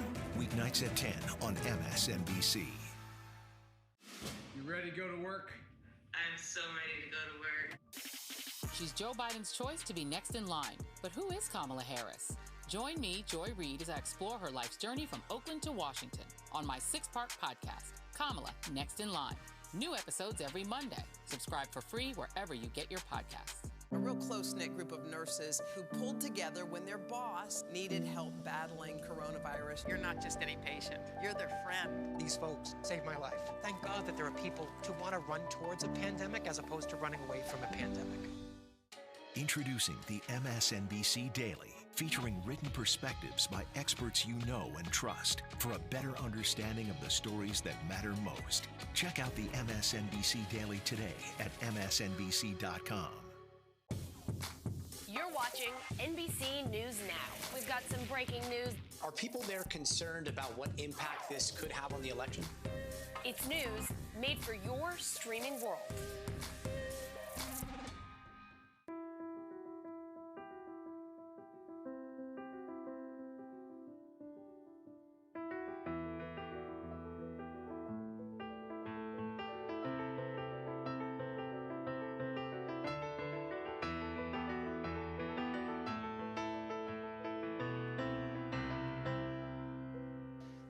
Watch what they do, not what they say.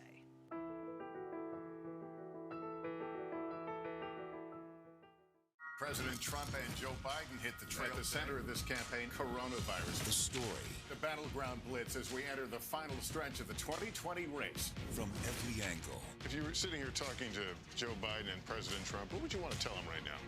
On the ground. The winds fanning these flames are expected to last another 24 hours. And in depth. We now have 2 vaccine trials on hold. Should people be concerned? NBC Nightly News with Lester Holt.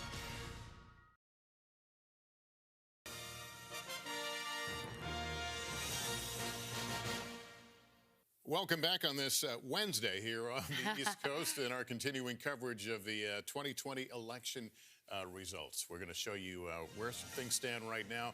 Here's what in the Florida presidential vote, NBC News projects that Donald Trump will win Florida's electoral votes. If we're starting to get some of the battlegrounds in Ohio, the president took Ohio 18 electoral votes into his column.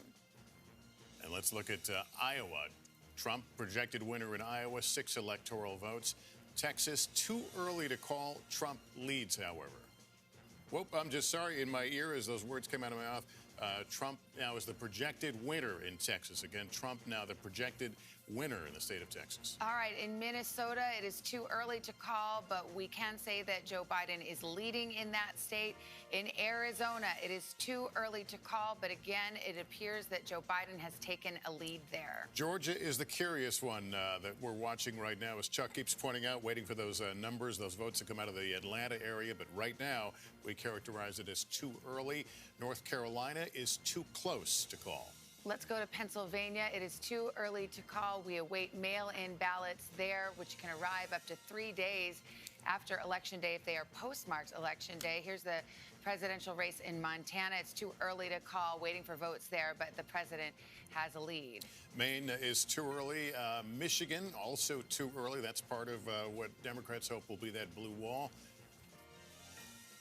Michigan, yeah, we talked about that. Wisconsin's the other one, too early to call. We're awaiting votes in Milwaukee County, which is a big one for Joe Biden if he hopes to pull that one out. And in Nevada, too early to call. And Alaska is too early to call. So where does this lead us? Let's show you the electoral map at this hour. The road to 270, and it's got Donald Trump now out front with 209 electoral votes to 205 for Biden. I'm gonna start off by apologizing. It's after 1 o'clock in the morning, and I might be attempting to ask people to do some math on their own. So I apologize for that at 1 a.m. But I want to show you here. Here's the Georgia statewide totals. And you're trying to figure out why haven't we closed Georgia, and I told you what we're looking at. As you see right now, we're waiting. There's 85% of the vote is in. We are waiting. The difference statewide, 236,000 votes. So let's, for instance, let's go here to DeKalb County. Right now, you see, there's a 100,000 vote margin. Now, let me just take you back here 4 years ago. And Hillary Clinton got a 200 vote margin out of here. So, all right, add up 100. There's 100,000 potential voters that net for Joe Biden that could eat into that lead. So there's one there. I'll give you that. Let's go to Fulton County. He's got here 181,000. Let's see what Hillary Clinton did here. In this case, he's likely to get a bigger number out of there. So I don't know if there's new vote to be gained here, but turnout is above, so we'll see. Maybe there's a little bit there. Let's go into Cobb. This was another one that Hillary Clinton carried, but you see Joe Biden is carrying it by a bigger margin. We still got more to come in. He's got to increase that lead more there. So look, as you can see, there are theoretically, the numbers are there for Joe Biden as these numbers come in. But we'll see. Like it all is going to depend. This is all going to be on the margins. But this is going to shrink. You're going to continue to see this number shrink as the night goes on. And it's just all about, is there enough? Is there 240,000 votes somehow more so that he can make up here? We found at least 100 plus that you see is there. So this is why we think this race is going to be one we have to wait till all the votes are Are they still counting in Georgia, to your knowledge? They're okay. supposedly still counting. Okay. I think we had to find out. By the way, because you guys asked, you shall receive. Here's the Georgia recount rules. No automatic recount. You have to petition, but only if it's less than a half a percentage point difference at the end of the day. So that's what you're looking at there. So we will wait and see for a while. So if Georgia breaks Biden's way, how much does that change the path to 270? That would change the path to 270 a lot. Like here's where we are now. We got the president with a narrow lead, so we can play the game here. First of all, let's go ahead. If you gave Arizona and Nevada to the president, you do Georgia there, then suddenly the numbers, first of all, let me give North Carolina is certainly leaning in that direction. Minnesota leading in Biden's direction. As you can see here, it takes Pennsylvania off the table. right? Georgia would definitely take Pennsylvania off the table. And frankly, one of the things that we messed up, we just now called, looks like we finally called Rhode Island. We hadn't called Rhode Island. People had been wondering. We just called, I just saw the blue got filled in. There's Rhode Island there. But we still haven't called Maine, but let's put it in the, let's do the 3-to-1 split there, because we know that President Trump is winning that 2nd congressional district. So as you can see, Georgia certainly, you take it away, and then suddenly he's going to need to get back over here and need some of these states. Okay, stay with me now. Oh, no, Hawaii is, you have Hawaii here is blue, and then you have the Nebraska district would get him to 270. Sorry, I had to get you there. But the point is, he can get to 270 now without Pennsylvania. And it was the point Rich Lowry was trying to make. There's that. But obviously, if you throw Georgia somehow went blue, then there's a lot more padding. In fact, I think it means he could do it without Michigan and Pennsylvania. And a long way to answer your question, Lester, Georgia would replace Michigan. I have one more. So if Georgia Georgia goes red, how does that change the president's path? Does he still have to go all the way to Pennsylvania? The president has to go all the way. It looks like no. I think the problem he's got now, right, we've assigned this, Alaska, let's go ahead and give that to the president. That's now no shoo-in. We got to wait here on that. But if you see here, Pennsylvania is not enough. Pennsylvania would leave him 4 short. He needs something else here.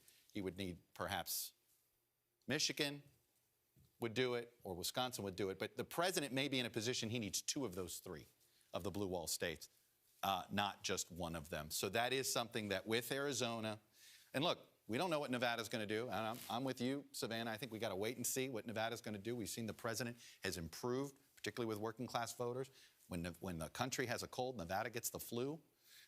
They want to go to work. They don't like this, what's happened there. So I am very curious to see the actual returns come in Nevada before we start projecting. And the exit polls tell us that Nevadans were more focused on They were evenly split, if you remember. COVID, yeah, they were on improving business versus correct. COVID. I mean, but no state has been hit harder economically. I mean, think about it. Who's getting on airplanes and traveling to Vegas? I was there, last week, and still plenty of tourists, but no conventions, very few shows open. I mean, confession, I think it might be the last time I was on a plane is when we were out there for Vegas to do some debates. Yeah. Way back when. Back when we knew about the virus, but had not swept across. I know half of us were convinced that somehow, how did we avoid not getting it in Vegas during February? Yeah. It stayed in Vegas. Okay, let's go to some boards here. We've got Montana's presidential race, and we're calling it for President Trump. No surprise there. Rhode Island, Chuck scooped us, Lester. It showed up on, I was about to look for old news now. Yes, exactly. And in Maine, it's too early to call, but Biden is leading, although there is that one electoral vote in Maine that possibly the president could pick up, and in that scenario of an electoral tie, that could become extremely relevant. So there's your map at this hour, 1:15 on the East Coast. The road to 270, it's filling out, but we've got some key battlegrounds still open at this hour. Why don't we bring in NBC News political contributor and co-host of The Circus on Showtime, John Heilman, into the conversation. John, it's great to see you. Well, you just saw, hopefully you just saw Chuck's breakdown. What do you think about Georgia? Well, I think that the New York Times is reporting that there is a water main break in Atlanta, in Fulton County. That means that they have said that they are not going to have a final count until tomorrow morning at the earliest. So that's the first thing. If that New York Times report is correct, we're going to be waiting for a while on Georgia. I do think that Chuck is laying out a scenario that is, as he looks at those counties that have not come all the way in, he's making a very strong point. Of all the stories of the last week, you guys, the last week of the campaign, the only of the non-core 6 battleground states, the real 6 battleground states, Michigan, Wisconsin, Pennsylvania, North Carolina, Florida, and Arizona, those 6 states that both campaigns spent money in and fought in all year long, the story of the last 7 days was Georgia.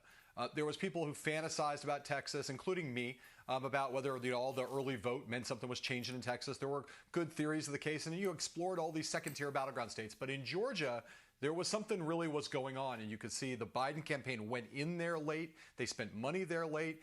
Barack Obama did his penultimate event of the campaign in Atlanta. This was a state that looked, there was a growing conventional wisdom on both sides, I will say, not just Democrats but Republicans, that Joe Biden would have a better chance at taking Georgia than taking Florida. And as we sit here now, that piece of conventional wisdom is proven true. Donald Trump was stronger in Florida in 2020 than he was in 2016. And it is still the case that Joe Biden could win Georgia. And NBC News has been smart to not do what some others did earlier this evening and looked at some of that early return and said, oh, Georgia's going to go to Donald Trump. We're seeing that the longer this night goes on, the better that state looks for Joe Biden. And that's not to say he's going to win it, but he's still in it. And we might not know about that one, just like we're not going to know possibly about Wisconsin, Michigan, and Pennsylvania for at least another 24 hours, maybe longer. Speaking of, we've also held our fire on Arizona because we're awaiting vote there. And Doug Ducey, who is the governor of Arizona, tweeted a little earlier this evening, it's far too early to call the election in Arizona. Election day votes are not fully reported, and we haven't even started to count early ballots that were dropped off at the polls. In Arizona, we protected Election Day. Let's count the votes, all the votes, before making declarations. So interesting to see. It looks like it's going to be a pause in Arizona, potentially no call tonight. But the governor there indicating not only are they counting Election Day votes, but when people brought their early ballots straight to the polls, that they still need to count those as well. John, thanks very much. Good to talk to you. We're going to take a break. Be back with more of Decision 2020 election night coverage after this short break.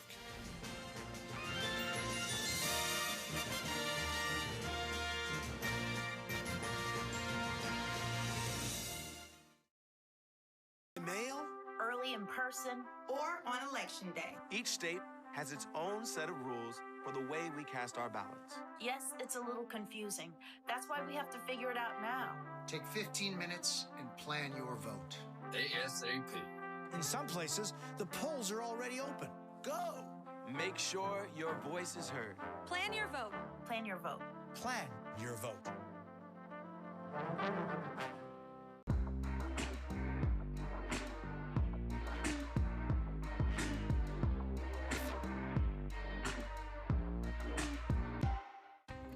Washington feels more chaotic than ever. It's my job to ask the tough questions, left and right, and help you make sense of it all. You ready to go to work? I'm so ready to go to work. She's Joe Biden's choice to be next in line. But who is Kamala Harris? Join me, Joy Reid, as I explore her life's journey from Oakland to Washington on my 6-part podcast, Kamala Next in Line. New episodes every Monday. Subscribe for free wherever you get your podcasts.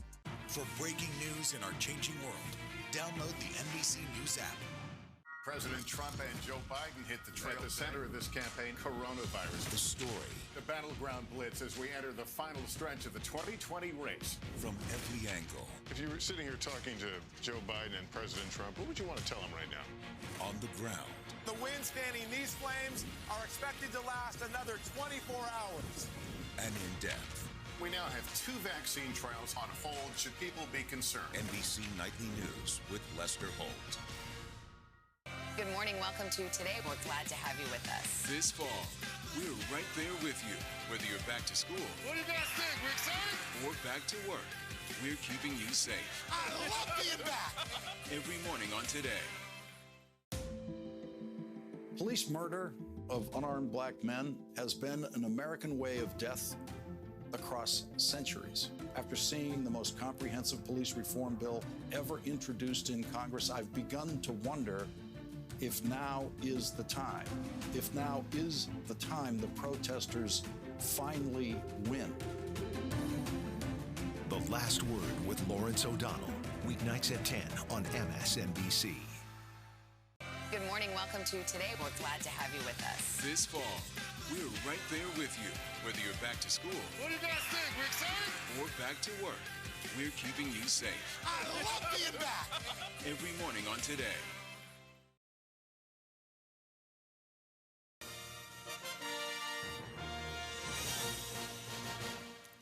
Welcome back to NBC News Election Night coverage, 2020 election. A lot of things in play right now. We're still waiting on some big battleground states, but a lot of different possibilities beginning to open up. Let's go first to Chuck, who's looking at some of those possibilities. Yeah, let's go. I mean, we just want to keep checking in. I mean, I think that's, I know where everybody else is. We're down. I feel like we've got this down to It's right where we said it was going to be. Focus on the battleground states we told you they were going to be, right? These three, Wisconsin, Michigan, and Pennsylvania. Let's just get a check in here. This is just incremental, as you can see. And again, it's almost all today's vote. Very little coming in. Let's just check to see how we're doing. Still nothing new out of Philadelphia, Andrea. We're sitting at the same number we were a half hour ago. So we got nothing there. Let's go to Michigan to see how things coming. I can tell you that Dante Cini, who is a Michigan native, our data guy, he's looked in here and he doesn't see things that look great for Trump in what's come in, which means that, you know, this could be when everything comes in. This is why there's a lot of bullishness among Democrats that when the early vote, and again, we've barely touched the early vote here. As you can see, yellow is today's vote. The orange is when we get that. And we know Michigan, the Michigan Secretary of State told me this. It was going to be 2 to 3 days, period, on Michigan. But the modeling right now does still favor Biden, for what it's worth, on that front. And I know everybody's thinking polls, modeling. I'm not believing any of this stuff. I get it. But I'm just letting you know what our data says at this point. And if you've seen here, and this is, again, Wisconsin's another one why Democrats are bullish that they're going to, that when we get the early vote and the mail-in vote all to come in, that they're going to overcome this difference. And really, you know, the big area is going to be Milwaukee. That's going to be a huge dump, and we expect that vote between 4 and 7. But as you can see here, this is really narrowed. We're down to 4 percentage points. So it doesn't look like Donald Trump has enough same-day vote to build the pad there. And, of course, there's Georgia. Let's just see if we've gotten any new vote. A little bit, but not much. We're still waiting for most of that Atlanta vote. So there's your update right now.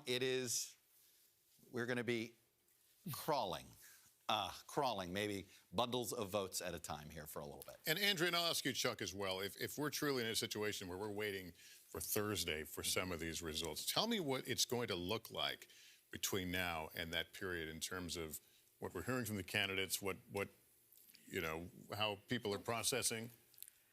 Look, Joe Biden got out there tonight because he was trying to win the perception battle, because it is taking longer. You know that they wanted to get a vote out of Georgia. They wanted to bag Georgia and North Carolina. They didn't think they could get Florida, but they wanted a different path than waiting, because they knew they'd have to wait days for the early vote from the 3 Rust Belt states.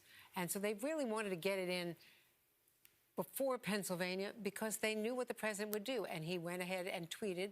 Twitter flagged that tweet, said it was not accurate, to talk about a rigged or stolen election when there are millions of votes still not counted. You just don't have the early vote. We've had an unprecedented election with so much early vote, and it's got to be counted. Nebraska. We have just called Nebraska 2 and Nebraska 1, which means, and it is not going to be solid red. I am curious to see how we do this. I don't think I'm supposed to make this change here. We'll get it back here in the map, you'll see. But we have called Nebraska 2 for Joe Biden, so he will get one more in here. And again, all right, we're going to just pause briefly here, Chuck, for some stations to bring you local results as Decision 2020 election coverage continues on NBC.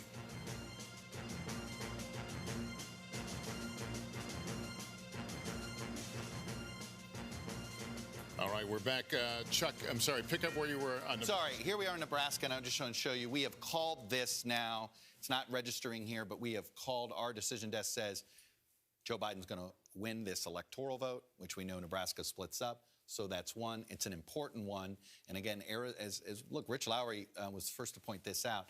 This does add, especially if Arizona and Nevada end up both blue, this means the president needs 2 of his 3.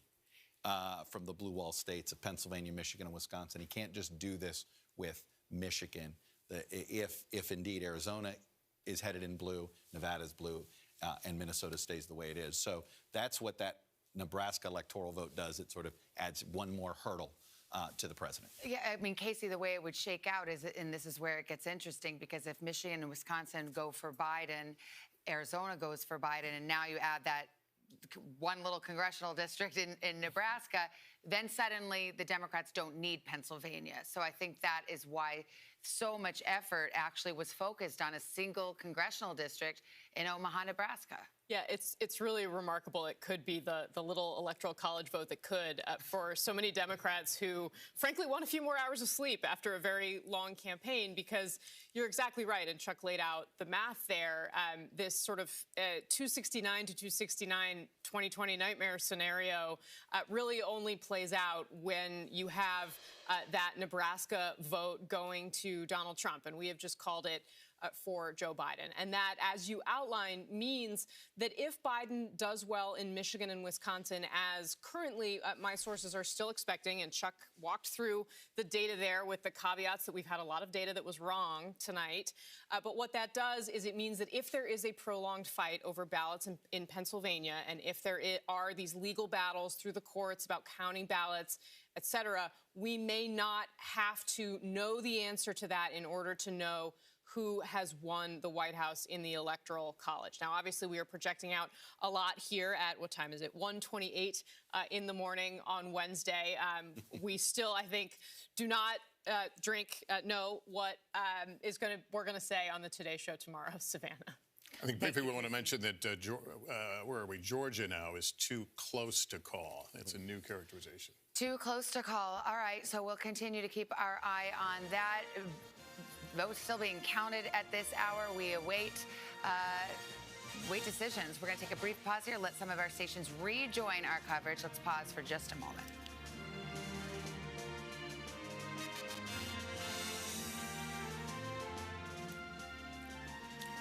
All right, welcome back to our 2020 election night / wee hours of the morning coverage. We want to show you where we're at right now. I mentioned just a moment ago in the Georgia presidential race, it's too close to call now. That's one we've been watching carefully, waiting for a lot of votes to come in from the Atlanta area. Pennsylvania, too early right now. All right, let's go to the upper Midwest. Minnesota, too early to call, but our projection is that Biden has a lead there. Arizona, same story, too early to call, but Biden does have a lead.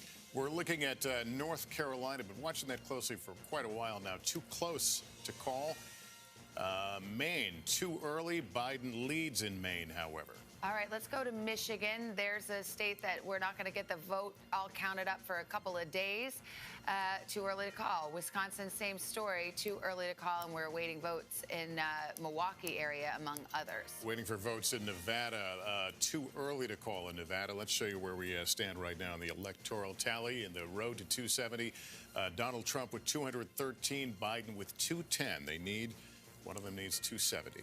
By the way, I just wanted to show you guys how that worked. I did Casey's calculation so we could show her work there. And as you can see, there is a right at the number. You had to make sure we call Hawaii. That assumes Hawaii votes Democratic, as we do here. But Nevada, Arizona, if they hang on to that, then Democrats can do this without Pennsylvania or North Carolina or Georgia. Or you look at it the other way, the president can win Pennsylvania, North Carolina, and Georgia, and he's too short. And he'd be 2 electoral votes short at this point.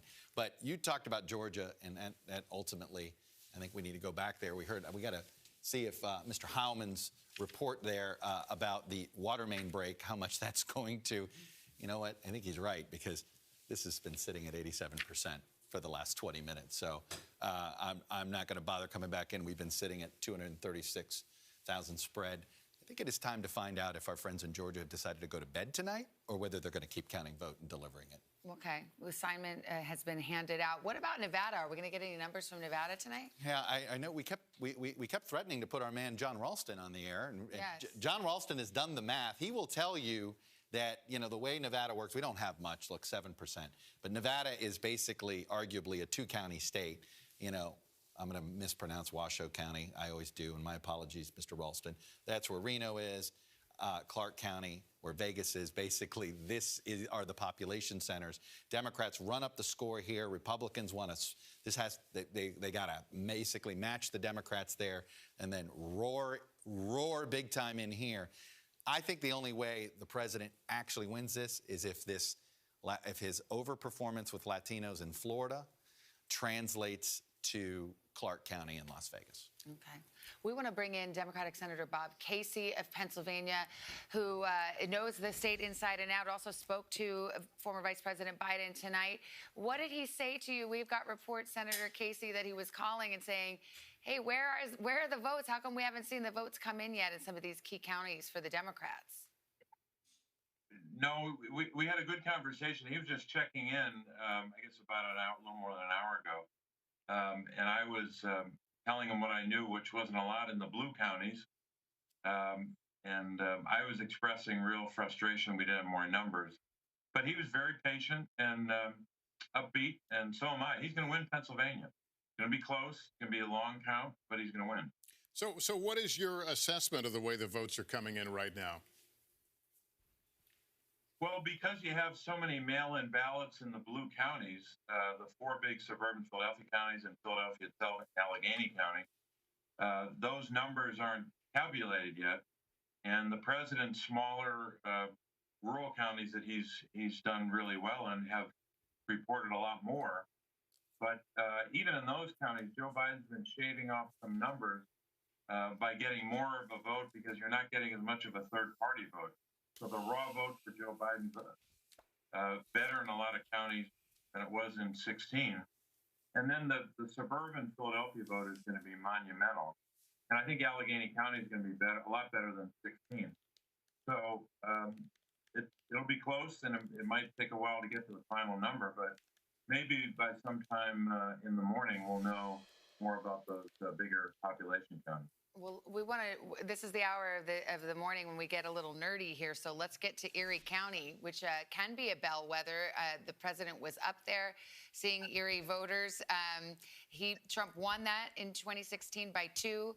Obama won it big in 08 and 12. So it feels like one of those counties that swings. What are you hearing? Well, I haven't seen a final number there yet.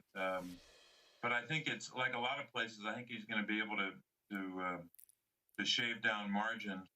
But I think in the end, this is an election now that will come down to one market and a half. In other words, half of the Pittsburgh market and half in the whole Philadelphia television market. When President Obama won the state in 2012, he won by 5. Carried only 2 markets. The big Philly market, more than 40% of the vote. Senator, I'm going to interrupt you just for a brief second, if you please, because we've got a call in Minnesota. NBC News projects that Joe Biden will win the state of Minnesota 10 electoral votes. And Senator, I'll let you react to that if you'd like. That's great. There's a reaction. Another win. All right, good talking to you. Thank you very much. All right, be well. Thank you, Senator. Well, that was interesting because remember we had heard from Jason Miller, the Trump campaign chair or advisor earlier, that he felt that Minnesota could be in play for President Trump. NBC now. He gave us numbers that look like they're closer to right in North Carolina, but his Minnesota projection was pretty off. 8-point win. Look, this was a state that I'm going to guess that this and it's funny as we're sorting out this night.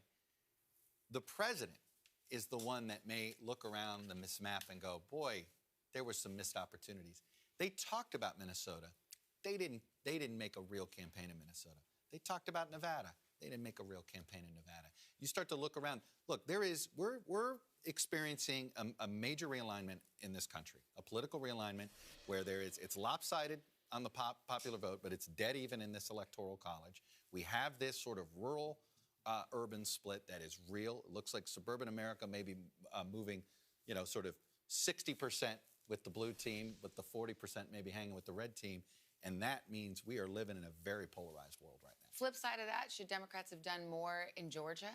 Well, it's interesting. I had a former Democratic member of Congress send me an email earlier tonight and go, I want to know who the staffer was that thought it was a good idea to send Joe Biden to Iowa and Ohio yesterday for stops, when basically Joe Biden's losing Iowa and Ohio by a point less than Hillary Clinton did. So it turns out that what everybody thought was happening in Iowa and Ohio, that this was a state that Donald Trump, that wasn't an outlier in 16, that it was moving. It's gotten confirmed tonight. Just pointing out that Blaine Alexander is reporting from Atlanta that the officials there say they are still counting, that the water main is not stopping them from counting.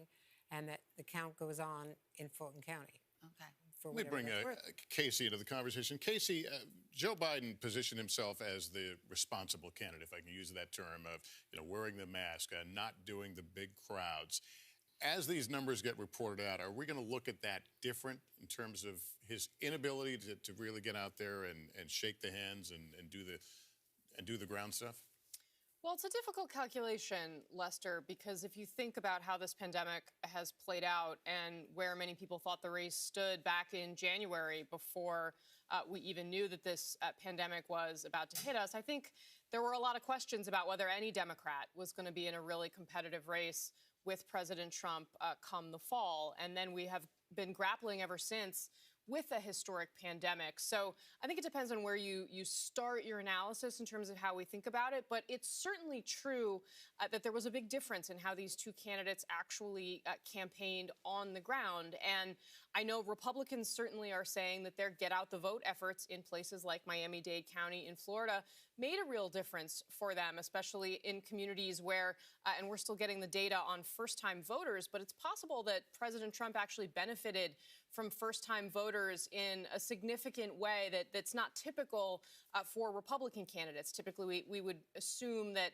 it would be the Democratic candidate, just because that's kind of how it's played out in the past, who would benefit from voters who have never showed up to the polls before. And there may be some evidence that we're still sorting through that may not be the case. And I think there's some questions about whether having a more robust, even if it wasn't Joe Biden, the candidate himself, having more volunteers knocking on doors with their masks on. Now, Democrats will say those kind of tactics were unpopular with their voters, unpopular with independents who are concerned about the pandemic, didn't want a stranger knocking on their door, didn't want to go to a packed rally. And we may be seeing that cultural difference and that cultural shift play out. I mean, I think we've all come to experience that not only are people voting in these different ways, but they're experiencing and living in the pandemic in different ways. They're taking different steps. The codes of even etiquette, of wearing a mask, can be different depending on the community or place where you live. And we're seeing that start to line up with these trends. So it's really hard to know. And I think part of why, of course, some of this data may have been so wrong is because we've never done this before. We've never polled in a pandemic. We've never had early vote that was this massive. We simply don't know how voters have been motivated in something like this. So there's a lot of unknowns here, and we're only just really starting to sort through them. We're going to go to Hallie, but I think I want to quickly go back to Chuck, because I saw you flash some. Well, we get excited when we finally get some returns in, right? Well, you were complaining about Nevada, Savannah? I was inquiring about Nevada. All right. Well, look, we delivered. Nevada said, wait a minute, we got 74% of the vote in now. You know what that meant? Clark County came in, okay, is what happens here. By the way, you want to see how important it is. This is already 75% of the vote in. So this is... Is that the kind of margin he needs to carry it? Yeah, let's take a look at the Hillary Clinton margin. As you can see, he's already above the percentage points that is necessary, the Hillary Clinton margin. Barack Obama won it by a greater margin. So you can see he's sort of sitting in the middle between Clinton and Obama, but both of them carried Nevada. This is certainly enough to get him through. But look, you got to wait, and we got to wait and see. And again, I do think this is going to be one of those states, if it ends up a 2 or 3 point, that somebody in Team Trump's going to say, maybe we spent too much time in Arizona and not enough time in Nevada. Let's go to Hallie Jackson, who's at the White House. I know we have been expecting to hear from the president. What's the latest on that? The holding pattern on that for now, Savannah. The president will come out, as he often does, and speak when he wants to come out and speak. And right now, I have been getting indications of zero timing guidance. We had anticipated that maybe it was going to be a little bit earlier, based on some reporting from inside the room, where we are starting to get a sense of what the scene is like from attendees there. But for now, TBD on when the president will speak, although he will at some point here in the wee hours of November 4th. Talking about some of the states that we're having a conversation about tonight, a couple of observations. Minnesota, I have to tell you, for months, I've been talking to people inside the Trump campaign, and they have been trying to push the idea that Minnesota was a state that was in play. That went away, I think, in the last 6 weeks or so, and kind of came back with a vengeance tonight with the comments from, for example, Jason Miller and others. That is a projection from the Trump camp that obviously turned out to be incorrect with our projection here tonight. It is a little bit of a sense of kind of the one that got away back in 2016 that they had been hoping to potentially capture, but as Chuck notes, didn't really put some of the resources there that they put into other states. Georgia, really interesting here. We have been talking, and our team here, myself, to a lot of people, and I can tell you that multiple sources that I've talked to just in the last couple of minutes are eyeballing that and pointing out how very, very close it looks. Obviously, Fulton, a lot of eyeballs on that. This was a state that they had been feeling, I think, optimistic about, not super confident about earlier in the day, but certainly not, terrible about. I did have one person say, hey, we're kind of cautiously optimistic about Georgia at this point moving in, but I don't know that anybody thought it was going to end up being as close as it turns out to be being at this point tonight. So I think that's a place where you're seeing a lot of focus right now and a lot of sort of waiting for some more of those numbers to come in. When you talk about the way that the Trump campaign has conducted its strategy in these last couple of weeks. And Lester, this speaks to the point that you were making before about, frankly, campaigning in a pandemic and an election happening in the middle of a, once in a generation, once in a lifetime pandemic here. The Trump campaign came under a lot of fire repeatedly, frankly, from people who were concerned that folks were showing up at rallies, not social distancing at all. Very sparse mask wearing. I was just in North Carolina just in 24 hours, 36 hours ago, and saw the same thing in Fayetteville. Not a lot of people in masks, despite coronavirus cases spiking in some of these states. That all said, the Trump campaign continued to hold those events because, in large part, they thought it really helped them with the ground game, with the get out the vote effort. They talked about the voter registration, the sort of push that they were doing with people who were coming to Trump rallies, including, according to their data, a number of people who had not shown up to rallies before and maybe hadn't voted before as well. So they are crediting that, at least in some part, to the ability to be turning people out in some of these places. And then one final note, I do think there is some interesting information coming in, at least from what we're hearing from sources regarding seniors. And we know that seniors, suburban women, some other demographic groups have been moving away from President Trump, according to early polling. There are some indications that the Trump campaign is feeling more confident about those numbers in particular as we sort of wait for some of these outstanding, really important states to come through. All right, Hallie, thanks. We're going to take a quick break. We'll check in with Georgia, actually, because we did get a few more votes in. Our Decision 2020 election night coverage rolls on.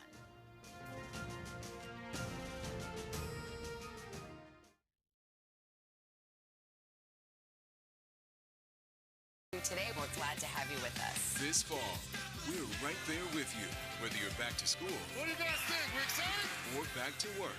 We're keeping you safe. I love being back. Every morning on Today.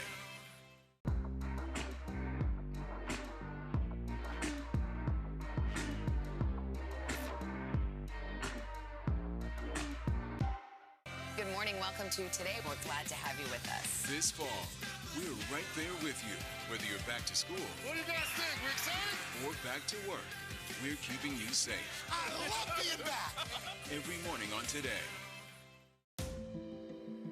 Police murder of unarmed black men has been an American way of death across centuries. After seeing the most comprehensive police reform bill ever introduced in Congress, I've begun to wonder if now is the time. If now is the time the protesters finally win. The Last Word with Lawrence O'Donnell. Weeknights at 10 on MSNBC. You ready to go to work? I'm so ready to go to work. She's Joe Biden's choice to be next in line. But who is Kamala Harris? Join me, Joy Reid, as I explore her life's journey from Oakland to Washington on my 6-part podcast, Kamala Next in Line. New episodes every Monday. Subscribe for free wherever you get your podcasts. A real close-knit group of nurses who pulled together when their boss needed help battling coronavirus. You're not just any patient. You're their friend. These folks saved my life. Thank God that there are people who want to run towards a pandemic as opposed to running away from a pandemic. Introducing the MSNBC Daily, featuring written perspectives by experts you know and trust for a better understanding of the stories that matter most. Check out the MSNBC Daily today at msnbc.com. You're watching NBC News Now. We've got some breaking news. Are people there concerned about what impact this could have on the election? It's news made for your streaming world.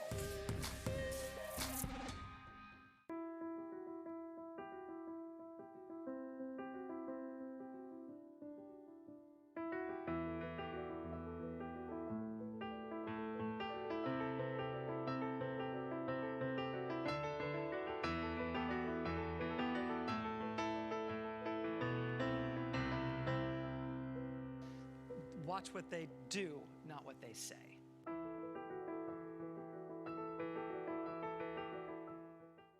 President Trump and Joe Biden hit the trail. At the center of this campaign, coronavirus. The story.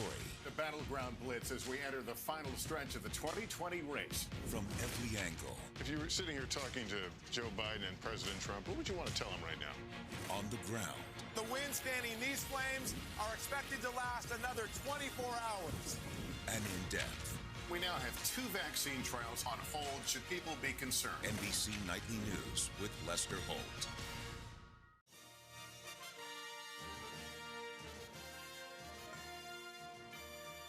That time of the night when I can say good morning, everybody. Almost 2 a.m. in the East. Casey, we got a race going tonight, and you're going to zero in Nevada for us. We are, and we are going to bring in the one and only man to talk to in Nevada. That is John Ralston, who Chuck was talking about earlier on in our broadcast.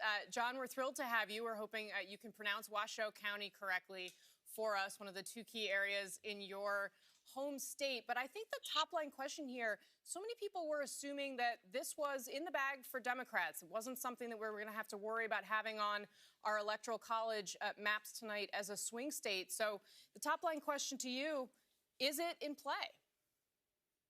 Well, Casey, if you'd listened to me or seen my hashtag, you would know we always matter. So, yes, we are a swing state. Listen, it looked like after 2016, even though Trump won the state by, lost the state by only 2.5 points, that maybe we weren't so much of a swing state anymore. The race was actually not as close. The Republicans made up a lot of ground on Election Day. But listen, I thought that Biden had done what he needed to do. The Democrats had done what they always do here in Nevada, as you know, Casey, which is they build up a whole bunch of votes in early voting, and then the Republicans just don't have enough on Election Day to catch up. They had a big lead in Clark County, which is Las Vegas, and Washoe County, which you pronounced perfectly, is northern Nevada with Reno, and that is where the real key swing part of the Nevada is now, Casey. And Biden is up by 14,000 votes in Washoe County right now in the first returns, and those first returns are a substantial part of the vote, maybe 70%. Excuse me. And so Clinton won there by 2,700 votes. Biden's up by 14,000. He's up by about 74,000 in Clark County, and he's down by 30,000 or so in rural Nevada. So they are hitting their marks. We just don't know what the rest of the votes are going to hold, Casey. So, John, one thing I think we've all been thinking about is obviously how hard hit Nevada's economy was by the coronavirus, the tourism industry, tourists not coming to Las Vegas. How much do you think that's impacting the vote tonight? And is that benefiting Donald Trump at all because he's focused so much on opening things back up? That's a great question, Casey, and it's one of the strategies that the Republicans have used here is to say, listen, Donald Trump wants to open up the country, open up the state.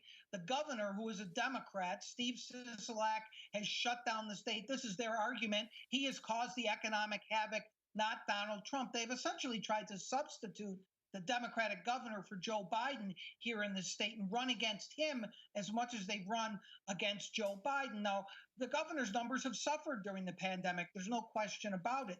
But every poll that I've seen, Casey, shows Trump running behind Sisolak in terms of handling the coronavirus. But people are upset here, Casey. You know, the economy is just essentially based on one industry. That industry, the casino industry, has been crushed. You have tens of thousands of people who can't get their unemployment checks. And so they're mad. They're angry. And so if they think the Democratic governor is to blame and conflate him with Joe Biden, that is why I think a lot of Republicans thought that Trump could win this state. All right, John Ralston, thank you very much for your insights. Always the first person we want to call when we have questions about Nevada. Savannah, it seems the top line there that while there are a lot of folks watching Nevada closely, and it was, as Ralston pointed out, something that the President Trump's campaign hoped they could put into play. Right now, Joe Biden really actually a little bit out ahead of where Hillary Clinton was when she won it in 2016. All right. Well, I've been asking about Nevada. You scratched that itch. Casey, thank you so much. We got a lot more to come. Our election night coverage continues in just a moment.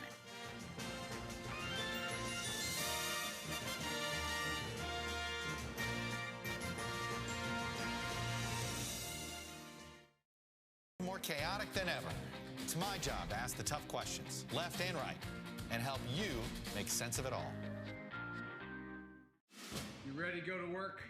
I'm so ready to go to work. She's Joe Biden's choice to be next in line. But who is Kamala Harris?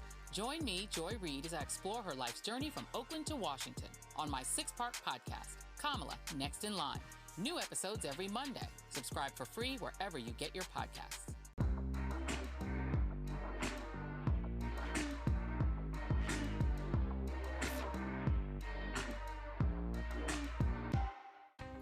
Washington feels more chaotic than ever.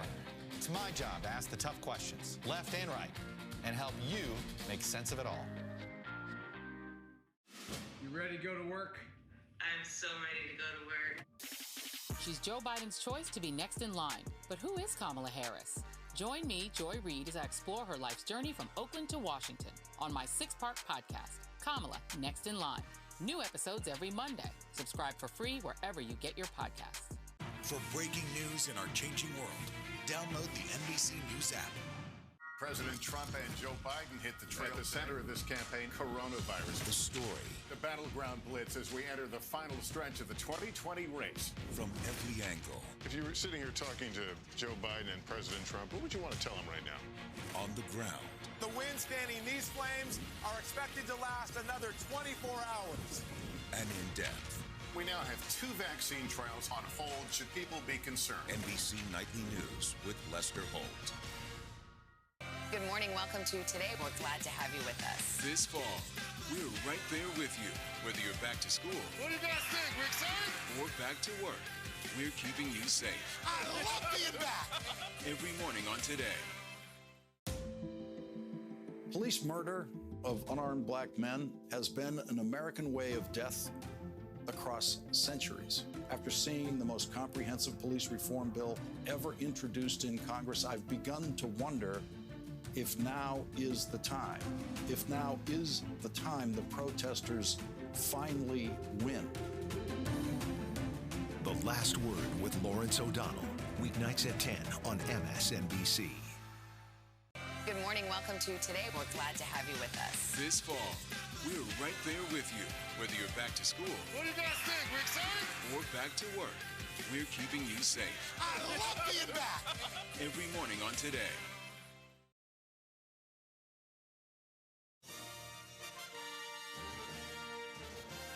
Welcome back to NBC News coverage of Election Night 2020 that's extended well into Wednesday, the wee hours of Wednesday morning here.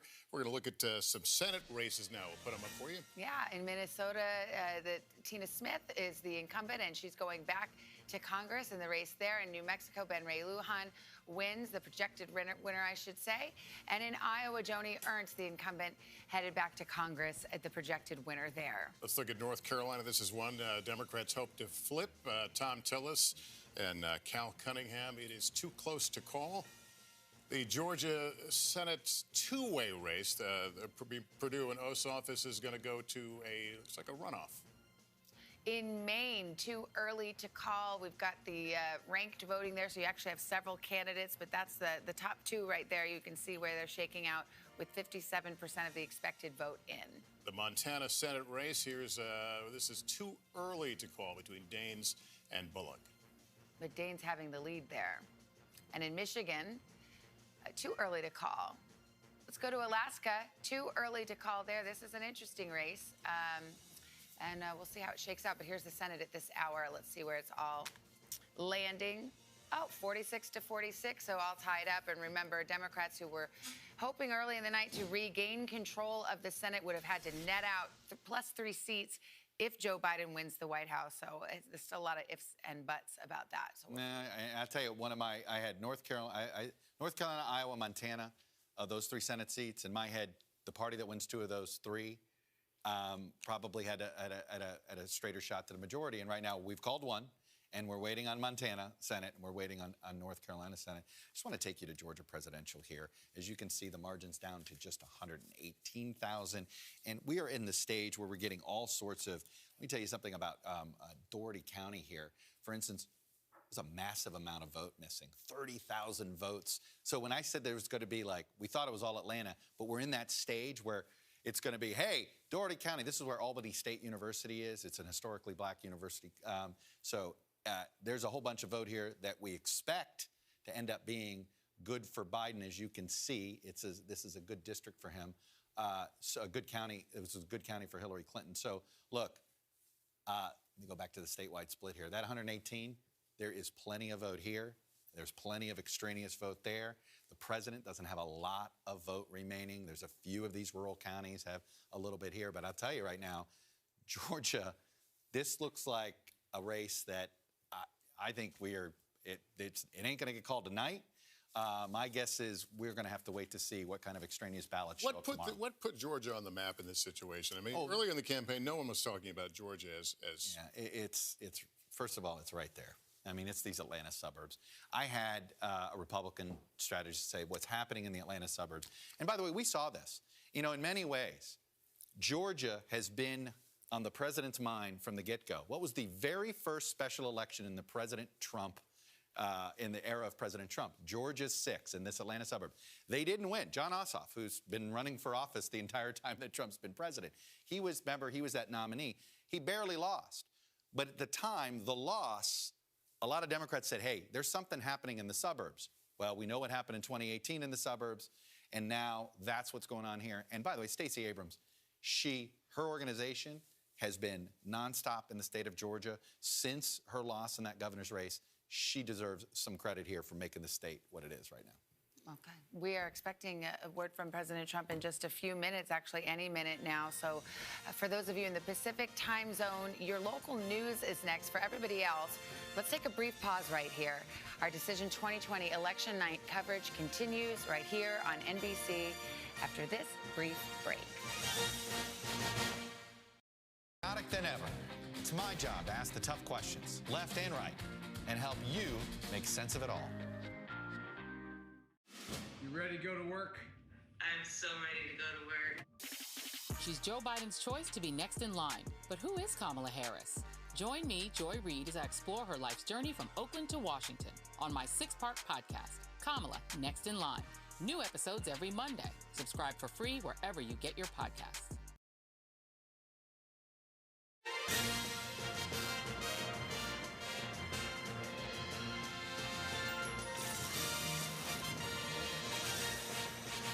It is 2 a.m. in the East, and we are waiting to hear from President Trump, who we're told will be making some sort of statement here shortly, which, of course, we will carry. There's the podium all set up. Several hundred invited guests at the White House, where the president chose to spend this night watching returns, and he and along with the rest of the country watching kind of an odd-paced election night here, with a lot of cliffhangers in places that some people may not have expected, but nonetheless, we heard from Joe Biden earlier. He came out to keep his crowd in the game and note that there are still some states to be called here. Yeah, absolutely. The East Room of the White House is the place where the president will address supporters. Hallie Jackson has been watching. She's right there in her position. Are you getting a sense of what the president might say? Well, we're getting a sense based, Savannah, and excuse me, I'll take out my AirPods as I was just on a source call there, that the president is going to be talking about this election based on what he's been tweeting about. Not many tweets tonight, but a couple just before we learned that he was going to be, or as we learned that he was going to be making remarks. It is likely that the president may air frankly, some grievances here. He has now been making claims that are false claims, essentially, about the idea that there is the potential for some kind of voter fraud or election theft tonight.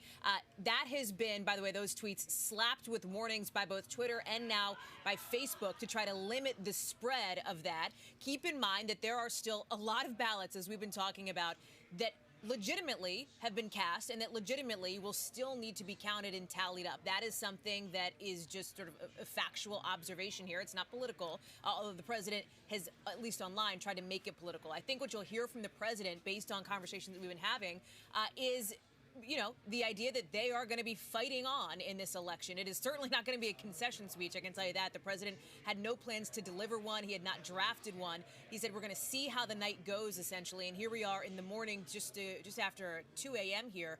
And I imagine that the president will try to encourage his supporters who are in the room to continue to sort of keep up the momentum. The states that we're watching, as we've talked about, Georgia, obviously those sort of blue wall states, Michigan, Wisconsin, Pennsylvania, states where the president did well in 2016. I just want to note, as we're taking a look, so this is the East Room, the podium that is set up there. There are about, we think, 250 or so people that had been invited, 300, 400 invited, 250 who showed up, that have been spending some time in there, mingling, talking with each other, Trump cabinet officials, members of the president's family. It is unusual to see an election night event like this for a sitting president at the White House, but it is another example of the president mixing the official trappings of the office, if you will, with political campaign activities. Part of this is because, the president has a venue that he would likely be using in any other instance, as we've seen often through his administration, which is his hotel, the Trump Hotel, just down Pennsylvania Avenue. But there are restrictions in place because of the pandemic here in Washington, jurisdictional limits to how many people can get together, mask enforcement, et cetera. I can tell you that from what I've been told by sources, the people inside the room where the president is, the people at the White House tonight, did have to get COVID tests. Those were required for entry, essentially. But the president is going to be speaking, obviously, in front of a very friendly crowd. I do wonder sort of what his energy levels are at this point. He has been on the road quite a bit over the last couple of days. Sources have told us that he is sounding, a little bit tired. You can hear it in his voice. He had that raspy voice earlier in the day as we saw him making that visit to campaign headquarters. You can see some staffers coming out. I caught a glimpse of one of his top advanced staffers approaching the podium as well, which tells me that we may be getting close to hearing from President Trump. I do think, again, context and clarity is going to be important regarding anything the president says that may not be accurate as it relates to the vote count. Because remember, there is no evidence of widespread voter fraud, as many people inside the president's own administration have talked about, and we are still across the country and in these key battleground states very much still in the process of counting those legitimately cast ballots. Hallie, let me ask you, you mentioned the president today went to say thank you to the folks at his campaign headquarters. I watched that live on MSNBC, and he sounded as melancholy and reflective as I can ever remember him hearing. And he talked about, winning is easy, but losing is really hard. Wow. Like it was something that was weighing on his mind. And it just kind of makes you wonder about what his expectations were of the evening. You're right. I'm sure he was tired. What a grueling schedule he kept down the stretch. But it was notable. And I think the word that you used, Lester, just nailed it for me, too, because I picked up on the same thing, and that is reflective. The president was sort of, as he rarely, frankly, has done in this administration. He complimented the press. He complimented the press. He also looked inward and said, hey, losing isn't easy, at least not for me. And it was almost a wistful and nostalgic note that you picked up on as he was there in campaign headquarters. I will say on the campaign trail over the last maybe 5 days or so, one of the things that we've seen at a couple of these rallies has been the president saying something kind of similar, where he says, could you even believe it if I lost to this guy, referencing, of course, former Vice President Joe Biden. It is a possibility that he has thought about and anticipated. And I, too, Lester, was struck by the president's sort of self-reflectiveness in that moment in front of his campaign staff. And Hallie, as we wait here, we got our eyes on the East Room. We're awaiting the president, but, especially anticipating if there are any claims about whether or not there are votes left to be counted. Chuck, you just got a note that Allegheny County, which is not just Allegheny. I actually have an update for me. This is from our affiliate, WPXI in Pittsburgh, great affiliate of ours out there. It's Allegheny, which is Pittsburgh, but also Beaver, part of our county to county, Butler and Westmoreland. They've all stopped counting for the night. They've gone to bed. They begin the process at 10 o'clock tomorrow morning to fold out the ballots. This is what they've been doing, taking the ballots out of the envelope, trying to stretch them out and counting them. It's a very labor-intensive process. But the point is, our friends in Western Pennsylvania, Andrea, They've decided to go to bed. Well, We're not going to bed. And but those are Trump counties. Not Allegheny. Not Allegheny. Not Allegheny. Westmoreland, That's the point. Westmoreland and Beaver. In Beaver, no doubt. No but doubt. in Pennsylvania, they couldn't even really start counting those ballots until the polls closed tonight. But don't forget, at these are all 7 o'clock. mail ballots, so that is going to skew Biden even in your Beavers and your Washington. But 7 counties said that they were not even going to look at them until tomorrow. So the point is, no matter what we hear in the next few moments, there's a lot of vote to be counted yet. There's nothing funky going on about that. That's just the way it's going. And But there will be some incoming mail-in ballots for the next 3 days. Yes, exactly. And there was a ruling in a Pennsylvania court case that said if it's postmarked November 3rd to the election day, it can arrive as late as Friday in Pennsylvania and still be counted. And the Supreme Court upheld it. Yes. Casey? Yes, so I mean, Pennsylvania. I think it's important. It's so important to keep this in mind as we're listening to what the president has to say, and that's obviously what you have been underscoring here, which is that throughout the beginning of the night, we talked a lot about places where the Biden team was potentially on offense in the Sun Belt, and the dynamic there as the votes came in, as Chuck has been walking through, was that those states are used to counting early votes that likely came in for Biden first and then counting Election Day totals. So the dynamic was, okay, all of the vote comes in likely for Biden. It's counted. We know it up front. And then the count inches back toward President Trump. And the reason why Democrats have been calling this a quote-unquote red mirage is because the opposite happens in these states that haven't practiced doing it this way. And Pennsylvania is the most central one of them. It's been the place we've been focused on for potential problems all the way along. And it is true that as these counties start to count, and my sources that I'm talking to, I grew up in Chester County, Pennsylvania, which is the upper main line outside of Philadelphia. It's one of the places that really has turned for Democrats in recent years. When I lived there as a kid, I had a Republican member of Congress, but that's really long gone now. And it's those counties, Chester County, Delaware County, Montgomery County, where you're going to see big numbers that report late because they're mail-in votes. And by late, we mean tomorrow or today, I guess, Wednesday, Thursday, Friday of this week, as all of these votes come in. So, that's why remembering that, Twitter put a warning on President Trump's tweet about this. We're obviously, going to be listening to what he has to say here, but nothing yet is decided or called, and that is perfectly within the bounds of normalcy, Savannah. They're waiting for Arizona votes as well. There were a bunch that just got turned in today at mail-in votes or absentee ballots that got brought physically to the polling place in Arizona, and the Secretary of State there says they're going to continue to count them. So there's a lot of votes that haven't yet been counted. Savannah, that have been counted. our man Von Hilliard, who's in Arizona, actually has another update here. He's got there's a lot of ballots to count in Arizona. There's still 167,000 ballots cast in person today that have yet to be entered into the system. There's 245,000 early ballots in Arizona from Saturday, Sunday, and Monday that haven't been run through the system. So plus what Governor Ducey was bringing up, which is they don't know the number of people that handed in those ballots. Could be 1,000, could be 20,000, right? We don't know what that number is, though according to Von Hilliard, who reports in Arizona out there for us, he said we should know that tomorrow morning. And it's notable, Hallie was mentioning that it's unusual to have an election night statement in the White House. I think it's unprecedented. I cannot remember another time, just as the RNC was, the Republican National Convention was held at the White House. COVID or not COVID, for them to have this large a gathering at the White House, to have any gathering at the White House to declare either victory or any other statement is extraordinarily unusual. I think we got the 2-minute warning that the president would come out about 10 minutes ago. So there's a bit of a delay. Hallie, do you have any insight? Well, Yes, we exactly. just got another 2-minute warning, Savannah. So potentially that means we're a little bit closer. That's not unusual for a presidential event, that maybe we'll get some timing guidance and some updated timing guidance. But it does seem like we are now getting closer to when the president will speak, as we're sort of living in this moment here in the East Room. I can tell you that based on the reporters in the room, and just to pull back the curtain a little bit, members of the White House press corps who cover the president had not been able to enter this room prior to us learning that the president was going to make remarks. So this really is our first glimpse at this election night sort of watch party or event here at the White House.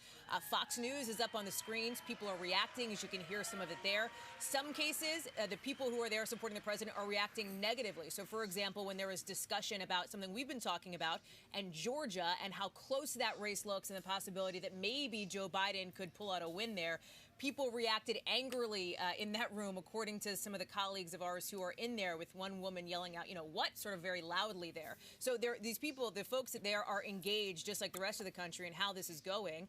As we wait for the president here to come and make these remarks, I will say, to Andrea's point, we've seen this sort of mixing of the official business with campaign business before. I think back to the Republican National Convention, as I watch that doorway here, that was held actually on the other side of the White House from where I'm standing right now, on the White House South Lawn. And that was another piece of the discussion that we had as the president held his convention outdoors.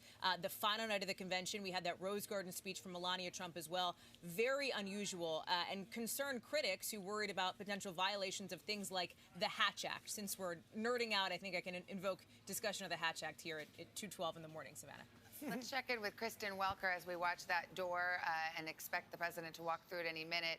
Of confidence, and told his supporters here that he believes they are on track to ultimately win this race. He pointed to what we are seeing in Arizona. He even said that he feels cautiously optimistic about Georgia, and he said he's prepared to hold that blue wall, those Midwestern states that Hillary Clinton wasn't able to win back in 2016. I've been talking to aides and allies close to the vice president, and they say it is significant that he got out front, that he got out first, and that he set the narrative of this evening, which is basically that people need to be patient, that the votes are still being counted. And I also thought it's significant, Savannah, and worth noting that the end of his remarks, it was almost as if he was addressing something that the president has been signaling, which is that there have been these reports that President Trump might come out and try to in some way declare victory, depending on what had happened tonight. Now, the president had denied that he ever had any intention of doing that, but Joe Biden tonight, very clear, saying it is not up to President Trump to determine who wins this race. It's not up to me. We have to wait until all of the votes are counted. And so that was really the bottom line message here from Vice President Joe Biden, that the votes are still being counted and that this race still goes on, Savannah. Well, one imagines that one reason for the delay could be actually, figuring out what the message is. It's an extraordinary moment, extraordinary time. Words matter. The president's words matter. We've got a situation where there's a lot of tension on the streets. It's here in New York City, other cities we've seen. Yes, exactly. I mean, you've got two candidates right now who are far from the prize, and neither has a clean path necessarily. And so, if you're talking about voting that goes well into Thursday, this is going to be all about now just perception of victory, perception of momentum. And you're at the mercy of these election officials. You're not, and this is really hard for campaigns to deal with, right? They're in control of everything, especially a White House. They feel like they can control everything until this. And it is this just moment of paralysis. I mean, look, we went through it for 36 days back in, you know it all too well, Mr. Holt. Yes. I think you didn't move for 36 days from a camera position. Yeah, stayed in that and there was this feeling of paralysis that the campaign sometimes had. And I think, frankly, they are, I am curious to see, does the president just say, look, we feel good, and does he do what Biden did? Or does he try to create some sort of, does he hand his conservative media ecosystem something to hang their hat on and run with? And a lot of them are in the room, according to the pool. A lot of the Fox anchors are there in the room among the celebrants, or presumed celebrants. There's another factor here that Jeff Bennett, our correspondent, our other White House correspondent, is tweeting about and sending notes in about, which is that the Postal Service is defying a judge's order, Judge Emmett Sullivan, the federal judge, to have a search for 300,000 missing mail-in ballots, many of them in battleground states. He ordered that the search be conducted today by the Postal Service, and they have not done that. He wants to know why. This is Judge Sullivan. You know his reputation. Yeah. He is a tough judge. He's been is this a staffing issue or willfully? They're just violating it or ignoring it. Jeff Bennett's following up on all this. He's been covering the Postal Service issue. But if it's close, there are a number of votes in Arizona, Pennsylvania, Michigan among these ballots that are, quote, missing. Well, Jeff Bennett has been reporting about this slow pace of mail delivery. So I think in the last 5 days. In the last 5 days or so, and in particular, slower delivery in some of these key battleground regions. So Judge Sullivan had that shot across the bow to the U.S. Postal Service. Now go in on Election Day and look for any absentee ballots, anything that's still there. And what we're reporting now is that that has not been honored yet. For what reason, we don't know. And a lot of them were in big cities that have large minority votes. Well, to be continued on that. There was the podium. We're well past the 2-minute warning, and then the other 2-minute warning as well. Can I make another quick point here? Because I just was seeing the margin in Kansas Senate. Okay, the margin is double digits. Kansas Senate was something that a lot of people thought, first they had a Republican nominee, but they thought, oh, the president, he's unpopular, he's turning off Republicans. Look, the president, if our models are right, the president may come up short. Okay, he may be a one-term president. But you know what he's not? A humiliated leader of the Republican Party. Exactly. No. Donald Trump is the reason why, if Republicans hold the Senate, and we still got a ways to go on that, those Georgia runoffs, we may have one, we may have two, we have a lot. But the fact that they're in the game here, that's Donald Trump. You look, Donald Trump, I've been looking, these Senate candidates are running lower than Trump. Basically everywhere except really Texas. They owe it to Trump. The point is, let's say he is a one-term president. He's more of a party leader. He's going to have more of a hold on this party than I think some Republicans who maybe quietly were not saying anything but maybe rooting for him to go away. Even if he loses here, there is some strength in his performance tonight. Well, our exit polls show that he has better favorables compared to his unfavorables than 4 years ago. That he has really improved his posture with the American people, according to the National Exit. Weirdly enough, even in losing, he may become more formidable inside the Republican tent. We're starting to hear the crowd stir as they await the president. We do have a few moments if we can get Hugh Hewitt in here, conservative radio host. Hugh, what would you want to hear from the president right now? Pretty much what Joe Biden said, which is we are in this game. We are going to play to win. We will be in court if necessary. It's kind of John Roberts' worst nightmare, is that I think these Pennsylvania ballots, which he had hoped not to have litigated to the court, will end up litigated to the court. But I just expect him to be encouraging to all the people that he needs to volunteer. There's a mass of lawyers that are deploying to 4 or 5 states now. There's still a ground game that might have to be launched in Maine for Susan Collins. Arizona might be a recount. He needs to encourage everybody who is willing to volunteer on his behalf to not only show up, but to contribute. It's an expensive process. I remember Florida like you folks do. Well, Florida times 5 is mind-boggling in terms of the complexity, and he does not have a Jim Baker, as far as I know. Let me bring in Elise Jordan, if I can. Elise, an NBC News political analyst and a former George W. Bush aide. Elise, talk about the messaging that's going to occur, not only from what the president's going to say, but that could transpire from both sides to kind of play the crowd as we wait for a final result. Well, Donald Trump needs to come out strong tonight and convince his supporters that he's in the game, that he is winning, that he has a shot. And certainly that seems likely that he will not hesitate to do so, as has been his bravado all along. Donald Trump canceling patience, I think, is good. Could be a really interesting tack.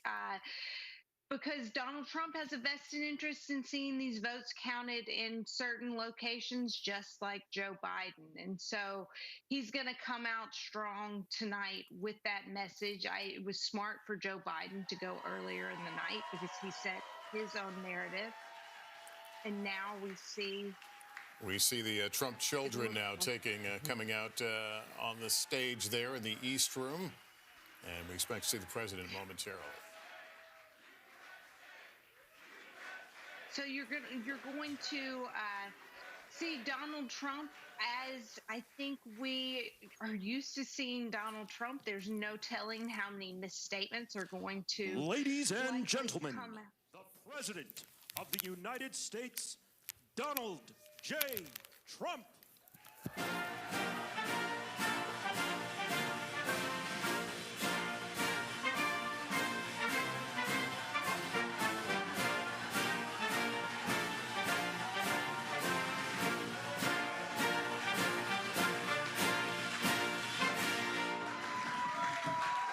Thank you very much. Thank you. Thank you very much. Please sit. Thank you. This is without question the latest news conference I've ever had. Thank you. Thank you. I appreciate it very much. And I want to thank the American people for their tremendous support. Millions and millions of people voted for us tonight. And a very sad group of people is trying to disenfranchise that group of people. And we won't stand for it. We will not stand for it. I want to thank the First Lady, my entire family, and Vice President Pence, Mrs. Pence, for being with us all through this. And we were getting ready for a big celebration. We were winning everything, and all of a sudden it was just called off. The results tonight have been phenomenal, and we are getting ready. I mean, literally, we were just all set to get outside and just celebrate something that was so beautiful, so good, such a vote, such a success. The citizens of this country have come out in record numbers. This is a record. There's never been anything like it. To support our incredible movement, we won states that we weren't expected to win. Florida, we didn't win it. We won it by a lot. And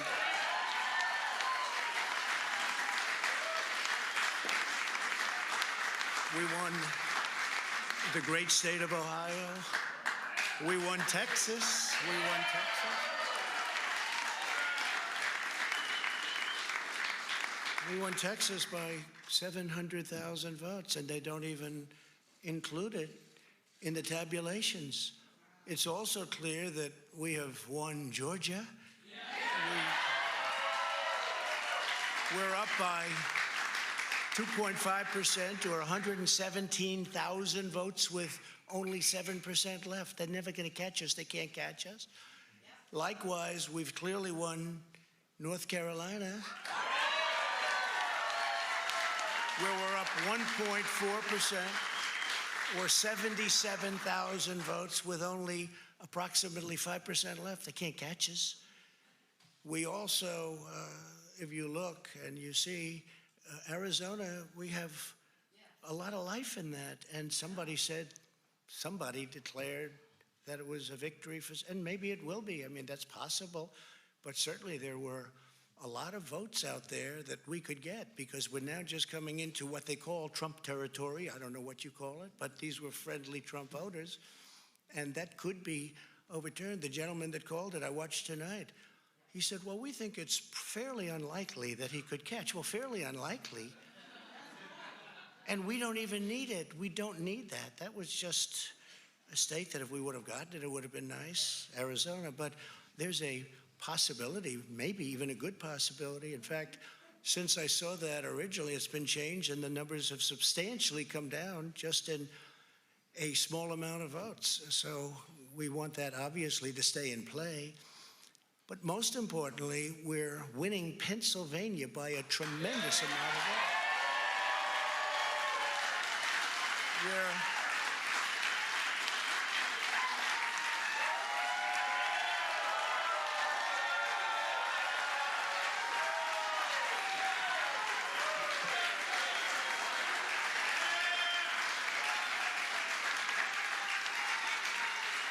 We're up 600. Think of this. Think of this. Think of this. We're up 690,000 votes in Pennsylvania. 690,000. These aren't even close. It's not like, oh, it's close. With 64% of the vote in, it's going to be almost impossible to catch. And we're coming into good Pennsylvania areas where they happen to like your president. I mean, it's like very good. So we'll probably expand that. We're winning Michigan, but I'll tell you, I looked at the numbers. I said, whoa. I said, wow, that's a lot. By almost 300,000 votes, and 65% of the vote is in. And we're winning Wisconsin. So we're winning. We don't need all of them. We need, because when you add Texas in, which wasn't added, I spoke with the really wonderful governor of Texas just a little while ago, and Greg Abbott, he said, congratulations. He called me to congratulate me on winning Texas. I mean, we won Texas. I don't think they finished quite the tabulation, but there's no way. and it was almost complete, but he congratulated me. Then he said, by the way, what's going on? I've never seen anything like this. Can I tell you what? Nobody has. So we won by 107,000 votes with 81% of the vote. That's Michigan. So when you take those 3 states in particular, and you take all of the others, I mean, we have so many, we had such a big night. You just take a look at all of these states that we've won tonight, and then you take a look at the kind of margins that we've won them by. And all of a sudden, it's not like we're up 12 votes and we have 60% left. We won states, and all of a sudden, I said, what happened to the election? It's off. And we have all these announcers saying, what happened? And then they said, oh, because you know what happened? They knew they couldn't win, so they said, let's go to court. And did I predict this, Newt? Did I say this? I've been saying this from the day I heard they were going to send out tens of millions of ballots. We're listening to the president speaking at the White House, but we got to dip in here because there have been several statements that are just frankly not true. The president going through some of the states, stating that he has prevailed in those states, naming Georgia, saying they're winning Georgia, or that they won Georgia, there's no way they'll catch us, that they're winning Pennsylvania, won Michigan. The fact of the matter is those states have not come close to counting all of their vote. There's still outstanding vote. Do we have a moment to go to Chuck? We'll keep our ears on this and promise to go back as news events warrant. But just can you explain why it is that it's not possible for anyone to say they've won in this particular state? Right. So what we have here, first of all, 1.9 million votes have not been counted. Can I repeat? 1.9. That is 3 times the lead that Trump has. Okay, so that is way too many votes, number one. And as you can see, most of this is Election Day vote. We know the president had an advantage on Election Day vote, so we have gotten very little of the early and absentee vote. And then you want to throw in one more way of just seeing, let me just remind you of where we are with Philly. Half of Philly has not come in. Let's go to Michigan. He said Michigan, that he's running up margins in Michigan, and we've won Michigan. So can you show us how much vote is left over in Michigan that hasn't been counted As you can see, we've only gotten 2/3 of the vote in. This is actually, so there's just 303,000 difference here. Again, 1.8 million votes are left to be counted. Let me repeat, 1.8. Do the math. That's 6 times, okay? What about Wisconsin? All right, so that, and as you can see, most of this is still same-day vote. So this is why Michigan, a lot of people are so bullish for the Democrats on Michigan the minute that vote comes in. And then Wisconsin, this is where, but it's tight, and it's 116, 81% is in. We're waiting for 700,000 votes. And trust me, with Milwaukee being one of the places, 116 is not enough there. And I'll just go you real quick here. Milwaukee, we still have less than half. And notably, the president also talked about a group of people trying to disenfranchise the vote, winning everything. Let's listen in.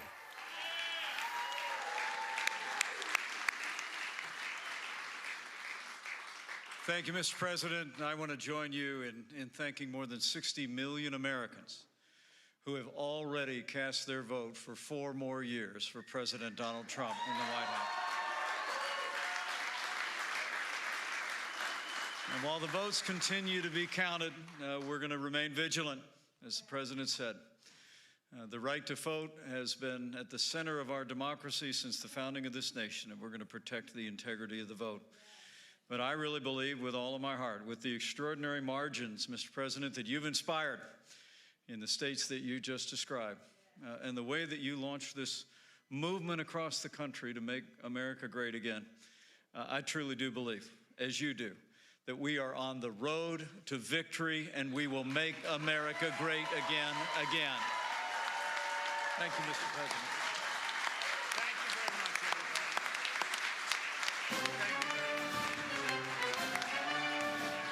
The president not declaring victory in the way that we had perhaps expected him to do, but basically state by state.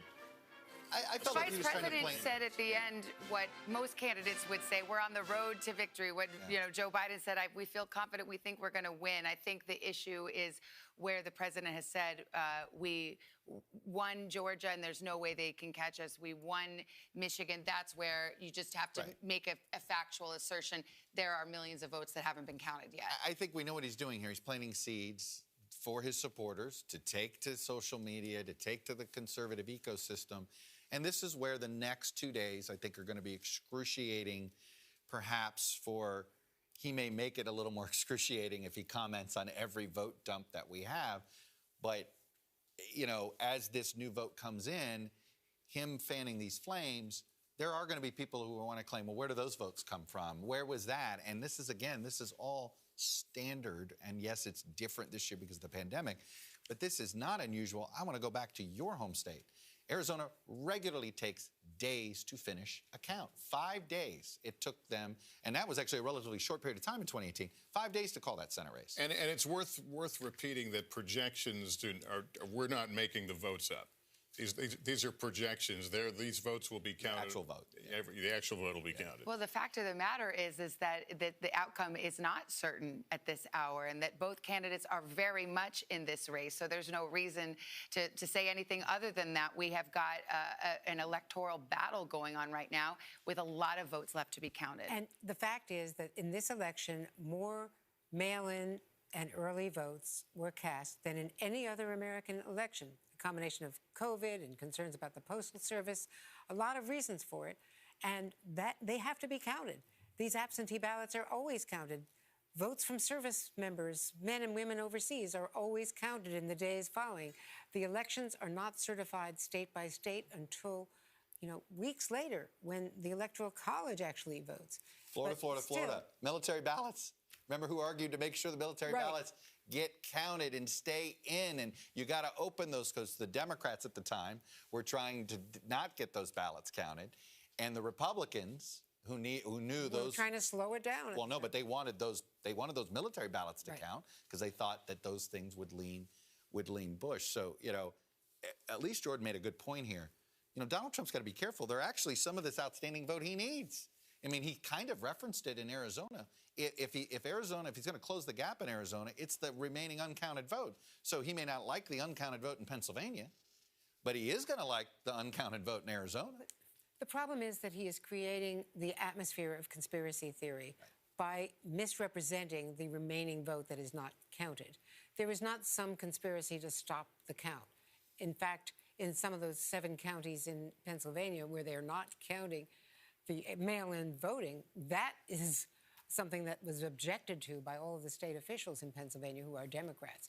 That was a Republican effort to not count until tomorrow.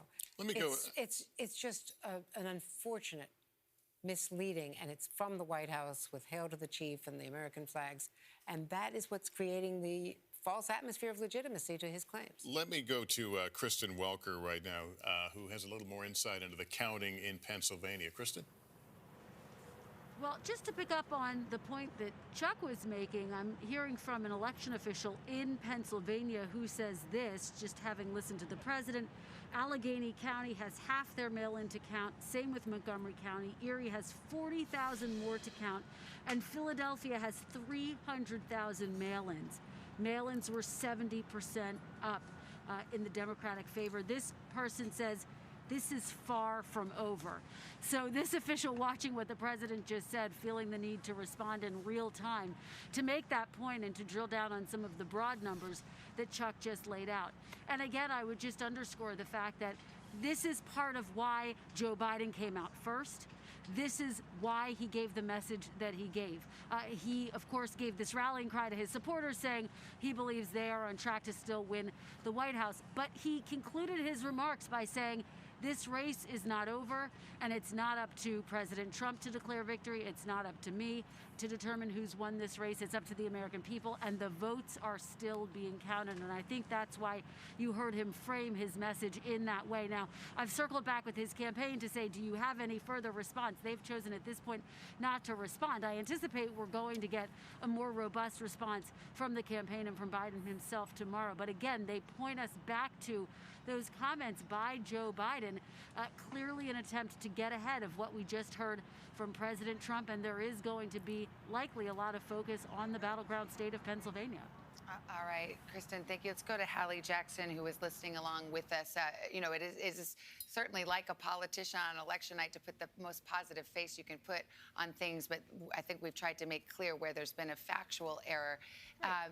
Let's talk about one of the remarks that the president made when we were going through that and trying to show people where the vote was outstanding. But he mentioned going to the Supreme Court. Can you say what he said about that?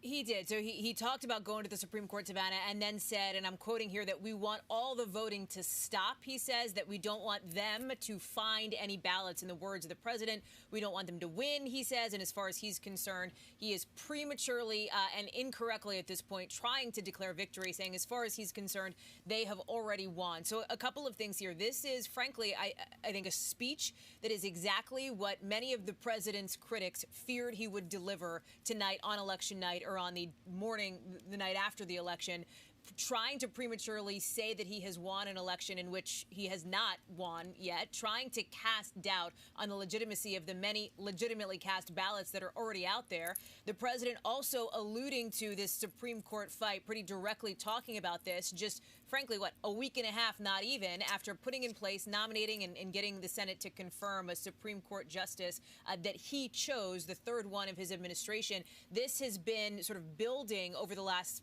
I think, couple of months here in Washington, this sense that the president may be pushing this exact strategy if the race were to be very close, as we are seeing it on election night. Pulling back sort of more broadly at this point, you have to look at where the president goes from here. And I think Chuck made an important point that I want to reiterate, that some of this vote that is yet to come in, despite the president having said for weeks that he does not want there to be outstanding vote after November 3rd, there was always going to be outstanding vote after November 3rd. Some of that vote actually helps President Trump. And so I think that is something over the next few days you're going to see certainly advisors and aides attempt to walk back. I think you saw a little bit of that dichotomy. And I think we picked back up in our coverage here when Vice President Pence came out and said, we're on the road to victory, hedging a bit more, as you would typically, I think, hear from somebody, a leading politician at this point in a very close race. But bottom line here, to be clear, the president is not definitively leading in the states that he mentioned definitively leading in, like, for example, Georgia, like, for example, North Carolina and Pennsylvania, these states that he is trying to say he has won. Lots of question marks remaining, and I think that there are some of the president's critics who will find these remarks concerning from him. Andrea, just the mention of the Supreme Court of these circumstances by the president. That's the nightmare scenario. How does that roll? Well, you know, obviously, this was the question that Amy Coney Barrett would not answer. Would she recuse herself? And that has been the nightmare scenario, because the president made so many statements before, when she was nominated, before the confirmation, that we needed her there by Election Day. We needed her vote. He put that out there. And so there was an expectation, and there were questions asked at the confirmation hearing. Given what he has said to color any vote that you take, would you recuse yourself? Now, notably, she did not participate in that key Supreme Court ruling on the Pennsylvania Supreme Court ruling, upholding the Pennsylvania court ruling that they could take 3 more days to count votes that had ballots that were mailed in and postmarked by Election Day.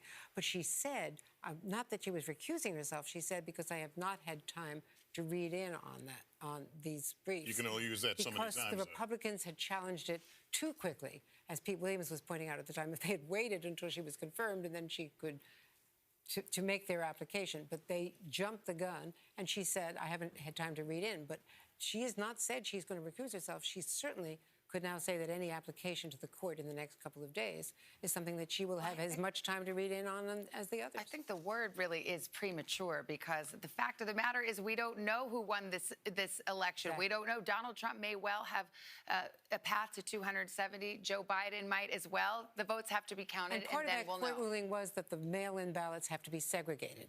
They have to be held apart so that they can be counted. In case of a future litigation, they did segregate them so that you could have that argument before the Supreme Court. Essentially, the Supreme Court kicked the can down the road and said, let's see if we get there. You can separate out those votes if we ever need to analyze this would issue. not happen. And it may not happen, but what are you looking at? I know we just called a Montana Senate race. Correct. That's what Yes. I wanted to do, because I wanted to show you something here The Senate races have started to disappear. We have 6 uncalled. We got the 2 Georgias. We know one's going into a runoff. The point is this. See where the Democrats are, 46. Republicans are at 48. If Biden is the next president, Republicans need 3 here. They're the favorite in Alaska. Maine is coin flip, and the Georgia runoffs, 1 Georgia runoff, and we'll see on Purdue. Democrats need to have 4 plus Biden in this. Okay, Arizona looks good for them, so maybe that gets it down to 3. Michigan, we'll see, right? We've got to see. One thing about John James, the Republican candidate, he was running ahead of Donald Trump. I'll be curious to see how he does in these more Democratic votes. Did he at all overperform? So we'll see. Point is, here, I can't figure out a scenario where the Senate majority is decided before the Georgia runoffs. It's possible. Maybe Alaska comes in for the Democrats. But one thing Democrats were afraid of is they didn't want the runoffs to be for the majority. Because that's a whole, you want to talk about, the race was already going to be tough enough, polarizing enough. If that runoff is for the Senate majority, we're going to have like a mini presidential election in January, right before we're worrying about an inauguration for one of these 2 Just when Georgia voters thought they were done with political ads. Oh, yeah. No. The Georgia TV stations are going to be very happy about these runoffs. Yeah, Casey, the plot thickens in the Senate. It really does, Savannah. And I think, we may, in fact, be looking at a scenario where we don't actually get very much change. Right now, Republicans control the chamber 53 to 47. And, Chuck gave a pretty good rundown of where things stand state by state. And I think the big picture here is that this is much better night for Republicans than they were expecting. And it's a much worse night than what Democrats were expecting. I mean, Nancy Pelosi was out this past week talking pretty publicly about what she would do and the process they would use in Congress to pass legislation under a Biden presidency and with a Democratic Senate. So they were really almost taking this for granted. And that applies to the House as well. We reported, reflecting what we have been hearing from both Republicans and Democrats, that they were likely to pick up Democrats at 5 to 7 seats in the House. And on a good night, maybe that pickup would be in double digits. And now we may be on track for Republicans to actually win seats in the House. Casey, I looked ahead at that 2022, the 2022 Senate races and all this stuff, and I talked to some Democrats about this.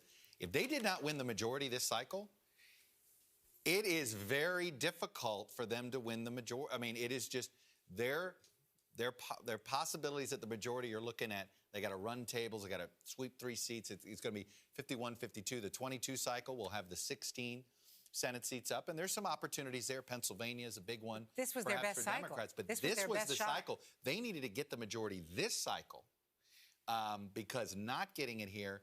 Let's say there's a Democratic president. It's tough to gain seats in a midterm if there's a Democratic president.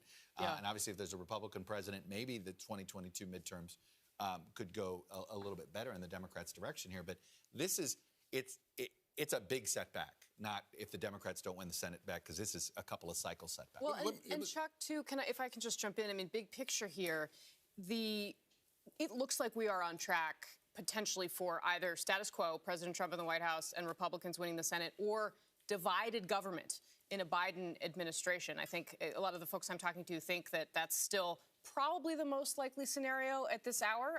But again, we don't want to do what President Trump has done and say one way or the other because we don't actually know yet. But that has very significant implications for governance and the way things will change or not over the course of the next 2 years. I mean, Americans have delivered with even what we do know right now, a mixed message about what they want. They are saying we are still divided on this. We are more sharply divided than ever. And I think that means that the partisan negativity, the fighting, the inability to get anything done, the gridlock, all of that is more likely than not to continue no matter who wins the White House. I want to bring in Pete Williams right now. And Pete, here we are at a point, wee hours of the morning. We have no idea which of these men is going to win this election. But the president has forced us into this area of something wrong, something nefarious, and this idea the Supreme Court could be brought into the picture. Describe, if any justice is listening to this, how this goes over and how this plays out, potentially. Well, there are already a number of lawsuits filed by Republicans challenging mainly the mail-in ballot process, the extended deadline in Pennsylvania, adding 3 days. That case is still pending before the U.S. Supreme Court. The court declined to stop the application of a state Supreme Court ruling that extended the deadline. The court declined to take it on a fast track, but it's still sitting there, and the Republicans could try again if it looks like it all comes down to Pennsylvania, and they want to try to renew that challenge. It's still sitting there. In just a few hours from now, the judge will have a hearing in Pennsylvania in federal court on a Republican challenge to the way one county, Montgomery County, the third largest county in Pennsylvania, began to look at ballots before the pre-canvassing process started this morning. That's still being challenged. So there are 3 lawsuits Republicans have in Pennsylvania. There are lawsuits in Minnesota. There's a lawsuit in Nevada, in Clark County. So there are a number of lawsuits, all basically about the mail ballot process. And in theory, any one of them could end up in the Supreme Court, a prospect that justices very much don't want. But here's the thing to keep in mind. The sort of new direction that the courts have gone in these challenges so far is the theory that only the state legislature can change the rule for an election. Not state courts, not state election officials, only the state legislature. Now, the Supreme Court has never ruled that that is the case.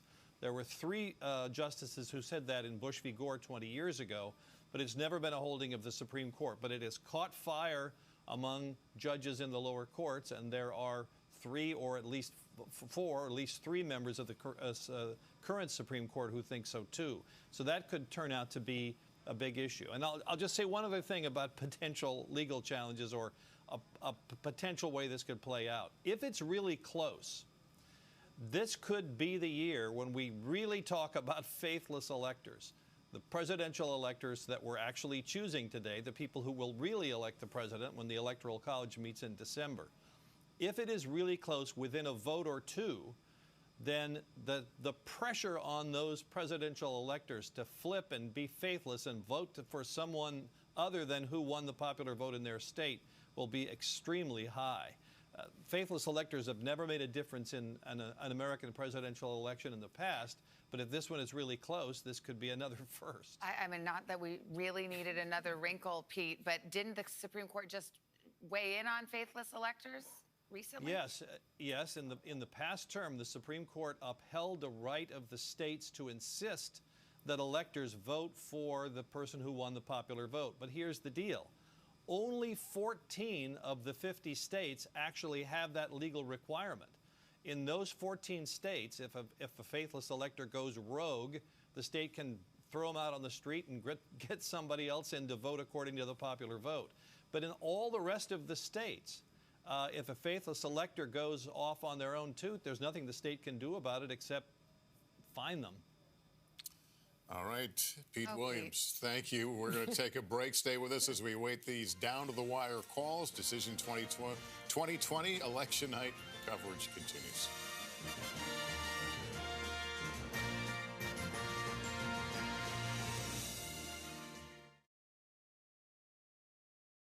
Chaotic than ever. It's my job to ask the tough questions, left and right, and help you make sense of it all. You ready to go to work? I'm so ready to go to work. She's Joe Biden's choice to be next in line. But who is Kamala Harris? Join me, Joy Reid, as I explore her life's journey from Oakland to Washington on my 6-part podcast, Kamala, Next in Line. New episodes every Monday. Subscribe for free wherever you get your podcasts.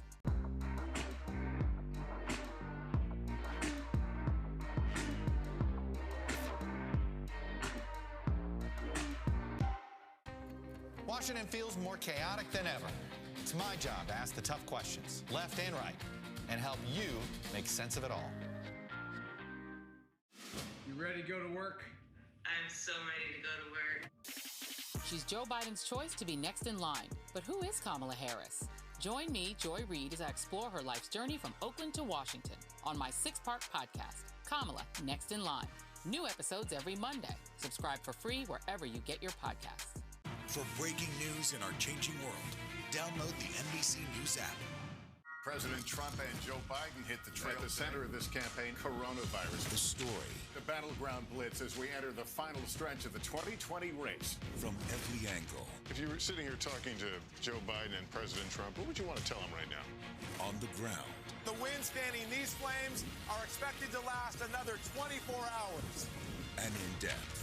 We now have 2 vaccine trials on hold. Should people be concerned? NBC Nightly News with Lester Holt. Good morning. Welcome to Today. We're glad to have you with us. This fall, we're right there with you. Whether you're back to school. What do you guys think? We're excited? Or back to work. We're keeping you safe. I love being back. Every morning on Today.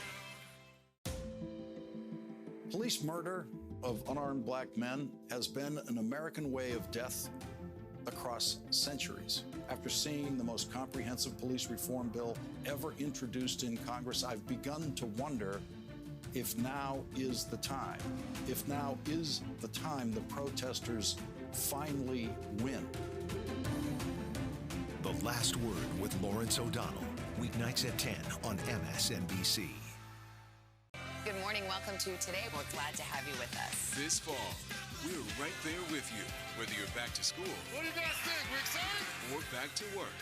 We're keeping you safe. I love being back. Every morning on Today. Welcome back. We are a long way. We appear to be a long way from knowing who won this election, but we can tell you that both candidates have come out over the last couple of hours, most recently Donald Trump, to suggest that something nefarious was at foot in terms of the vote and suggesting that he is actually leading, or there are not enough votes for him to lose, essentially, in some of the other races, which is untrue. Yeah, he went as far as to assert that they had won the election and that there was something that had gone on to take it away from them. That is, of course, not true. And we can go to Chuck, actually, he's on the phone. I'm with our boiler room now. Oh, okay, actually. talking to the boiler room. Well, we can show you where the road to 270 stands right now. Yeah. It is Biden leading 220 to 213 for Trump. But what's interesting about this is it's still anyone's game. I mean, this could go in either direction. We have quite a few battlegrounds yet to be called. No one can declare victory yet. There's a lot of vote left to be counted. And Chuck, we kind of went through that. That's why we've been sort of unpacking exactly what we heard the president say when he asserted that they'd won Georgia and there was no way for Biden to catch up, or that he had won Michigan. Those are just false claims. There's a ton of vote left to be counted. And we're getting vote count in right now. We're still getting vote count in Nevada, as you can see, 79% total reporting here. We're getting more of it in. Let's see what Clark County looks like. Still a quarter of the vote out there. But, you know, this is less than 3 points. At the end of the day, it feels like it's going to head to a similar spot that it did 4 years ago. But let's jump to Arizona. More vote keeps coming in. We're getting up to 82% of the vote. I was just talking with our folks. We're going to keep getting some Arizona vote tonight. So the point is stay tuned. Is the bottom line. And you've mentioned that the votes that are coming in, some will benefit President Trump, some will benefit Joe Biden. The votes just need to be That's right. So, but there is enough coming in Arizona that we're going to continue to look at it tonight, and there may be some action there tonight. Wisconsin is another one. Look, here's what we think. Wisconsin and Georgia, flip the coin. We do think it's still better to be Biden than Trump here, but these margins are going to be narrow. Believe it or not, we're going to be worried not just about Milwaukee, but I believe we're going to be worried about Kenosha County as well. Kenosha, of course, you remember now. Look, when you say worried, you mean worried about waiting for the vote to come in? Waiting for that vote to come in. And as you can see now, Kenosha is a swinging county. Obama carried it in 2012 when the Democrats carried Wisconsin. And as you can see here, it was basically dead even between Trump and Clinton there, with Gary Johnson being essentially taking away potential vote there. And so you see here, we're waiting. Obviously, we know there's mail-in vote, and we just don't know how much absentee ballot is there, right? These are the little things now that'll tell us whether Wisconsin is going to be 1 point or 2 points in one direction or 1 point in another. So those are the extraneous things we're waiting, but Wisconsin is a state. We expect to continue to get more stuff. But I'm just going to, look, we are not getting any more vote out of Michigan. That is going to be tonight, that is going to be usable here at all. You've heard how many people have gone to bed in western Pennsylvania. We're not counting there. They're going to start at 10 o'clock in the morning. And it's pretty clear to us we're not going to be able to call North Carolina tonight. We know that. Enough people have gone home. There's enough vote. You know, this still looks like you'd rather be Trump than Biden in North Carolina, but there's enough vote out there that you're not sure. And then Georgia. Georgia is a pure jump ball. It really is. This thing's getting really tight. The Biden people are still pretty bullish. They think, and I tell you, I would be too if I were them. They look like they have a lot more. They have a lot more vote coming in. That's for them than what's coming in the extraneous rural counties for the president. But the bottom line is this: Georgia, North Carolina, Pennsylvania, Michigan. I don't think we're calling these races tonight. Wisconsin, Nevada, and Arizona. I don't know if we do, but we still think we may see some vote. I know we all want to go to bed, but we still may see some vote and see some movement before the sun rises. You didn't call Maine either. We haven't called Maine, and that's going to be, I mean, as you can see here, we do have an idea of where Maine's going to head. It looks like it's going to be at least 3 for Joe Biden. But I'll tell you here, I've noticed even as Joe Biden's lead has increased, it's all come from that first district in Portland. Looks like Trump's going to get that district. All right, we got to take a break now. We'll be back with more Decision 2020 election night coverage. We're still going in just a moment.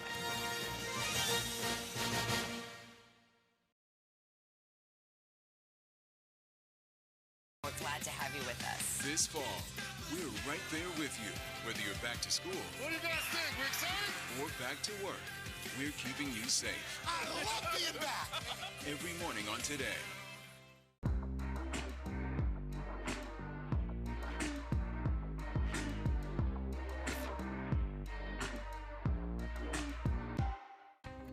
Washington feels more chaotic than ever. It's my job to ask the tough questions, left and right, and help you make sense of it all. You ready to go to work? I'm so ready to go to work. She's Joe Biden's choice to be next in line. But who is Kamala Harris?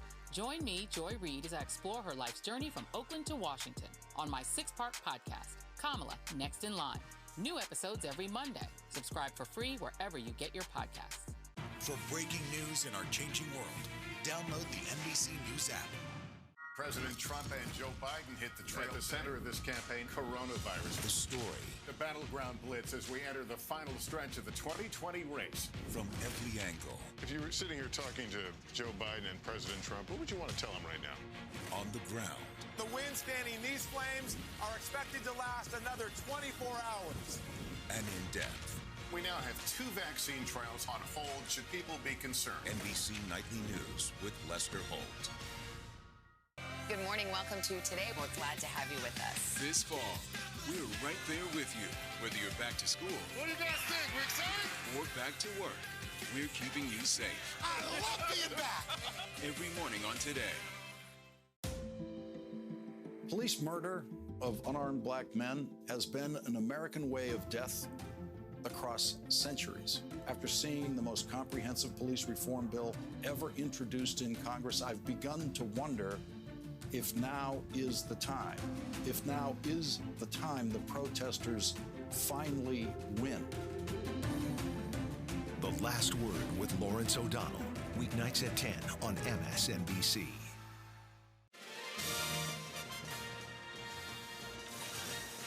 It is 3 a.m. in the east, midnight in the west. Here's the latest now as we continue to track the results from election 2020. Georgia, it is too close to call. 91% of the expected vote in. North Carolina, also too close to call.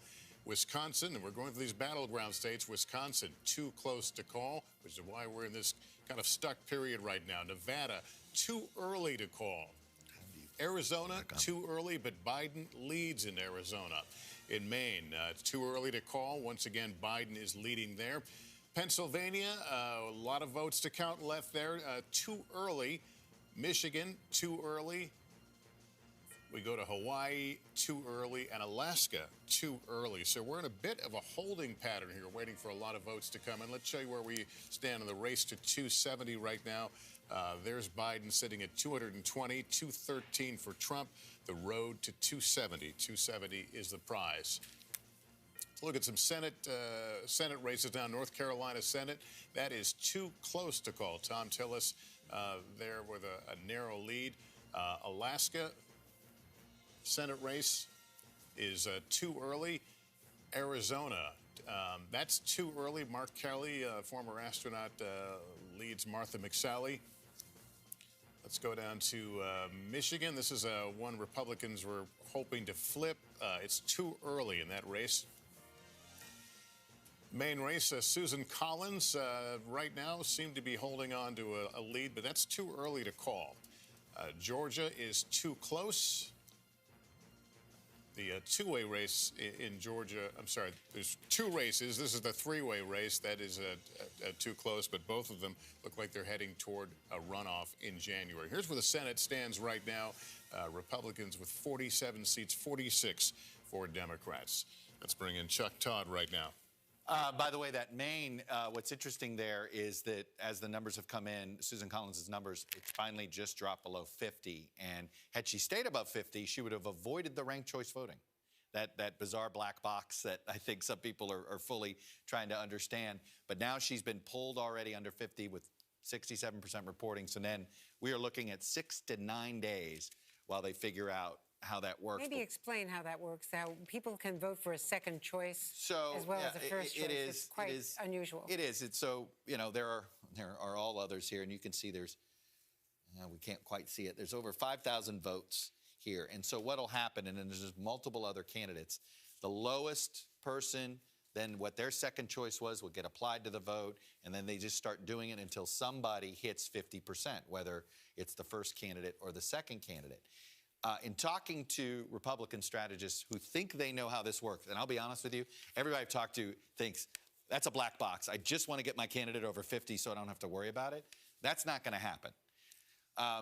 The assumption is Susan Collins needs to be in the 48 range. You need to be within just a couple of points. As the incumbent, the assumption is these third-party candidates would have listed the incumbent as last on ranking who they wanted, and therefore Sarah Gideon here would get a lot of, there's a progressive candidate that's even been running as saying, hey, I want to be your first choice, make Sarah Gideon your second. So I really am going to be very curious at the end of this night or tomorrow morning or whatever, what is Susan Collins' number? If she's closer to 47 or 46 when all the votes are counted, then this ranked choice voting may be in favor of Gideon. But again, I want to say it's a bit of a black box in American politics right now, since we haven't seen it applied to a major U.S. Senate race like that these days. All right, I want to talk about the legal side of this, because that is a side, even as we wait for all the votes to be counted and to find out who won this election. As you know, there have been Republican threats and actually Republican lawsuits filed. Justice correspondent Pete Williams and Stanford law professor and NBC News legal analyst Nate Persley are here with us. Nate, let me start with you. A lot of lawsuits flooding the zone. How much is typical?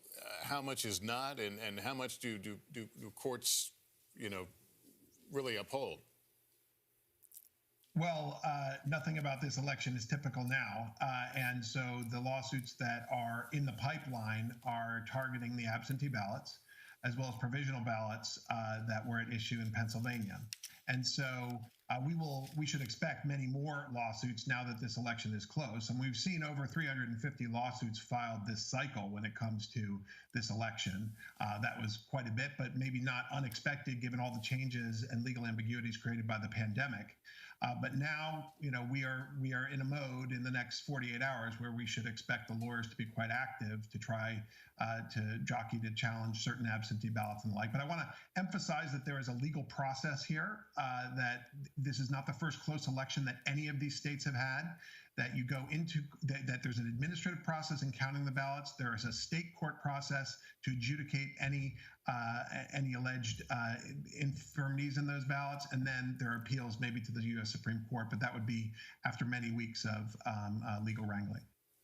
Nate, it's Andrea Mitchell. May I ask a question? Because those of us who lived through Bush v. Gore and had the experience of watching them jump in and noticed that Justice Kavanaugh was citing that case, which was not supposed to be precedential, was actually cited in the Wisconsin case just last week. How difficult is it? Because Bob Bauer for the Biden campaign is leading a group of lawyers that have been described as extremely experienced in this. You've got two former solicitors general, including Seth Waxman and Walter Dellinger, on the case that they've been working it. So how rapidly does this process happen? Is this another case where you'll have a James Baker versus Warren Christopher, two secretaries of state, former secretaries of state, and Jim Baker just ran circles around the Democrats and, well, and Warren Christopher? Or is this a case where both sides are going to be going at it, and you can expect that Joe Biden is going to have a strong team making the case that these are legitimate ballots that should be counted?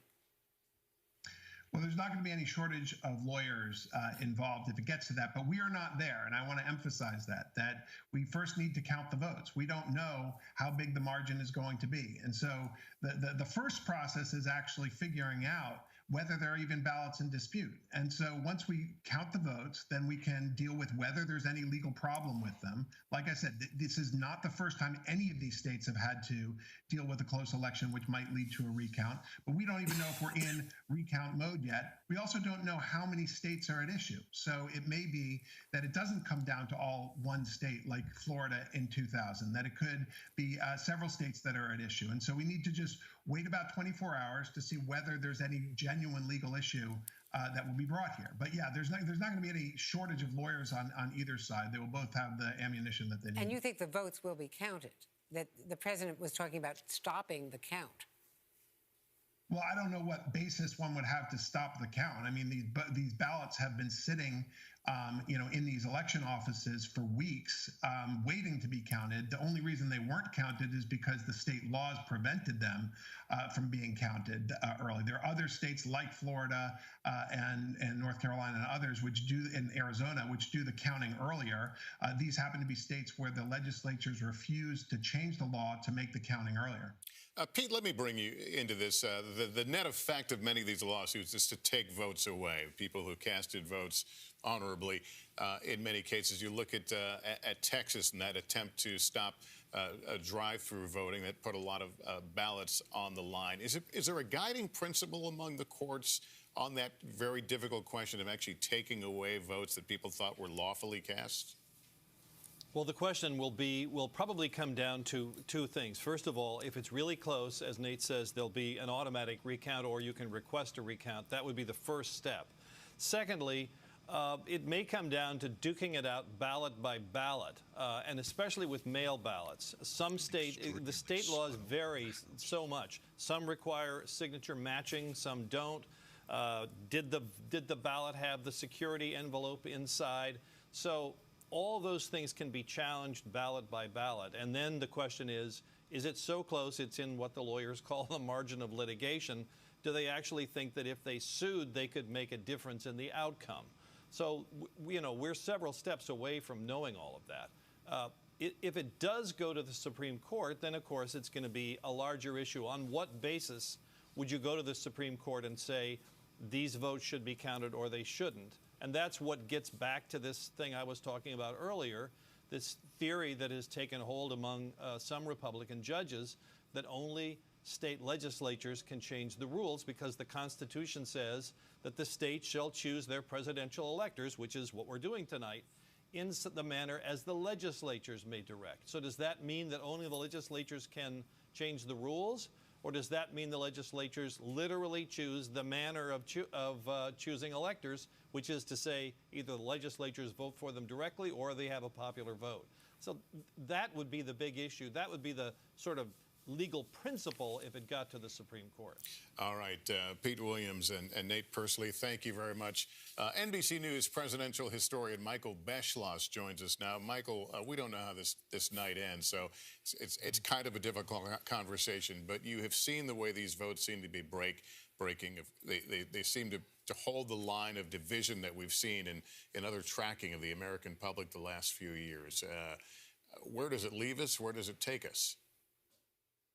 Well, Lester, we are a divided country, and as of this moment, despite what the president said in the East Room, Joe Biden has an excellent chance of having the votes to be elected the next president of the United States, which is, I believe, why The president went to the East Room and did something that we've never seen before in American history, which was an American president falsely claiming a victory in a presidential election that he has not earned. And the other part of this that we haven't seen before is talking about going to the Supreme Court to have it resolved. I totally defer to the excellent and sage advice of Pete Williams, but here's a case where he seems to be hearkening back to 2000, Bush v. Gore, the contested votes in Florida, and a Florida Supreme Court which said there should be a recount of ballots that were perhaps not properly counted. The George W. Bush campaign went to the Supreme Court and said this recount should be stopped for a number of reasons. The Supreme Court complied, it stopped, and as a result, officially, George W. Bush won the state of Florida by 537 votes, and that stood, and he served a term as president, was reelected in a way that was unchallenged. The other thing in history, Lester, is 1876. That was a time that there were contested votes between Rutherford Hayes and Samuel Tilden, who was the Democrat in 3 states, Louisiana, South Carolina, and Florida. And there was an electoral commission appointed. It took months. And finally, they made a deal to settle the election, which was the Democrats would give up their claim on the presidency for Tilden if the Republicans would pull federal troops out of the South, end Reconstruction, allow Jim Crow laws to spread across the South. We have been living with that ever since. Those are the 2 big examples in history where we've had contested elections that were resolved, but we've never seen anything like what we've seen tonight. All right, Michael Beschloss, thanks. We'll take a quick break here. We've got more to come for you as our Decision 2020 election coverage continues.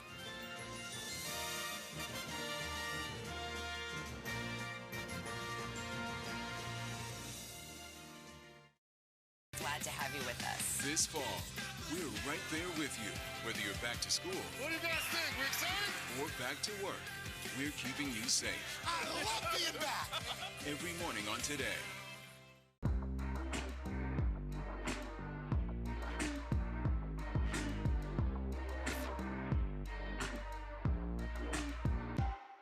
Good morning. Welcome to Today. We're glad to have you with us. This fall, we're right there with you, whether you're back to school. What do you guys think? We excited? Or back to work. We're keeping you safe. I love being back. Every morning on Today.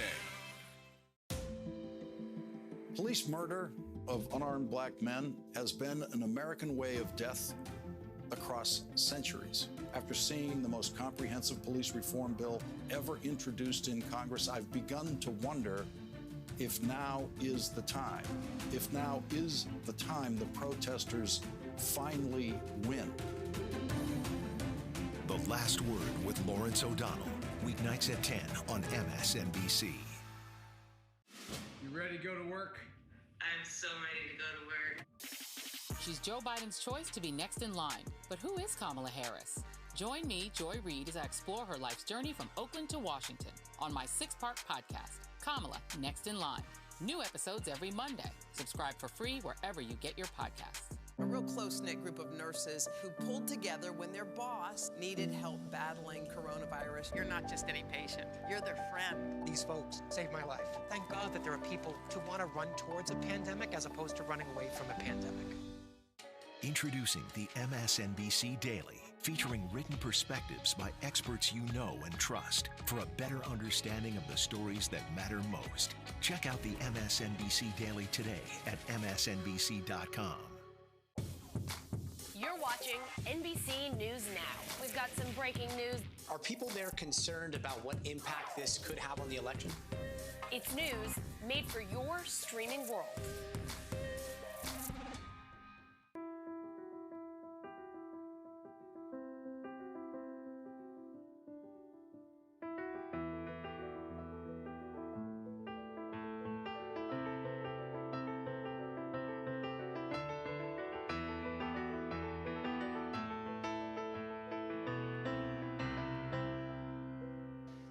Watch what they do, not what they say.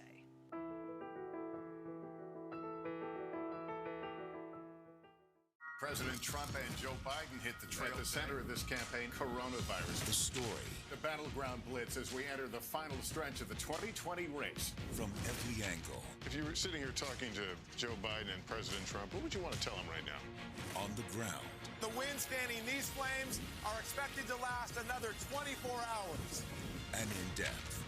We now have 2 vaccine trials on hold. Should people be concerned? NBC Nightly News with Lester Holt.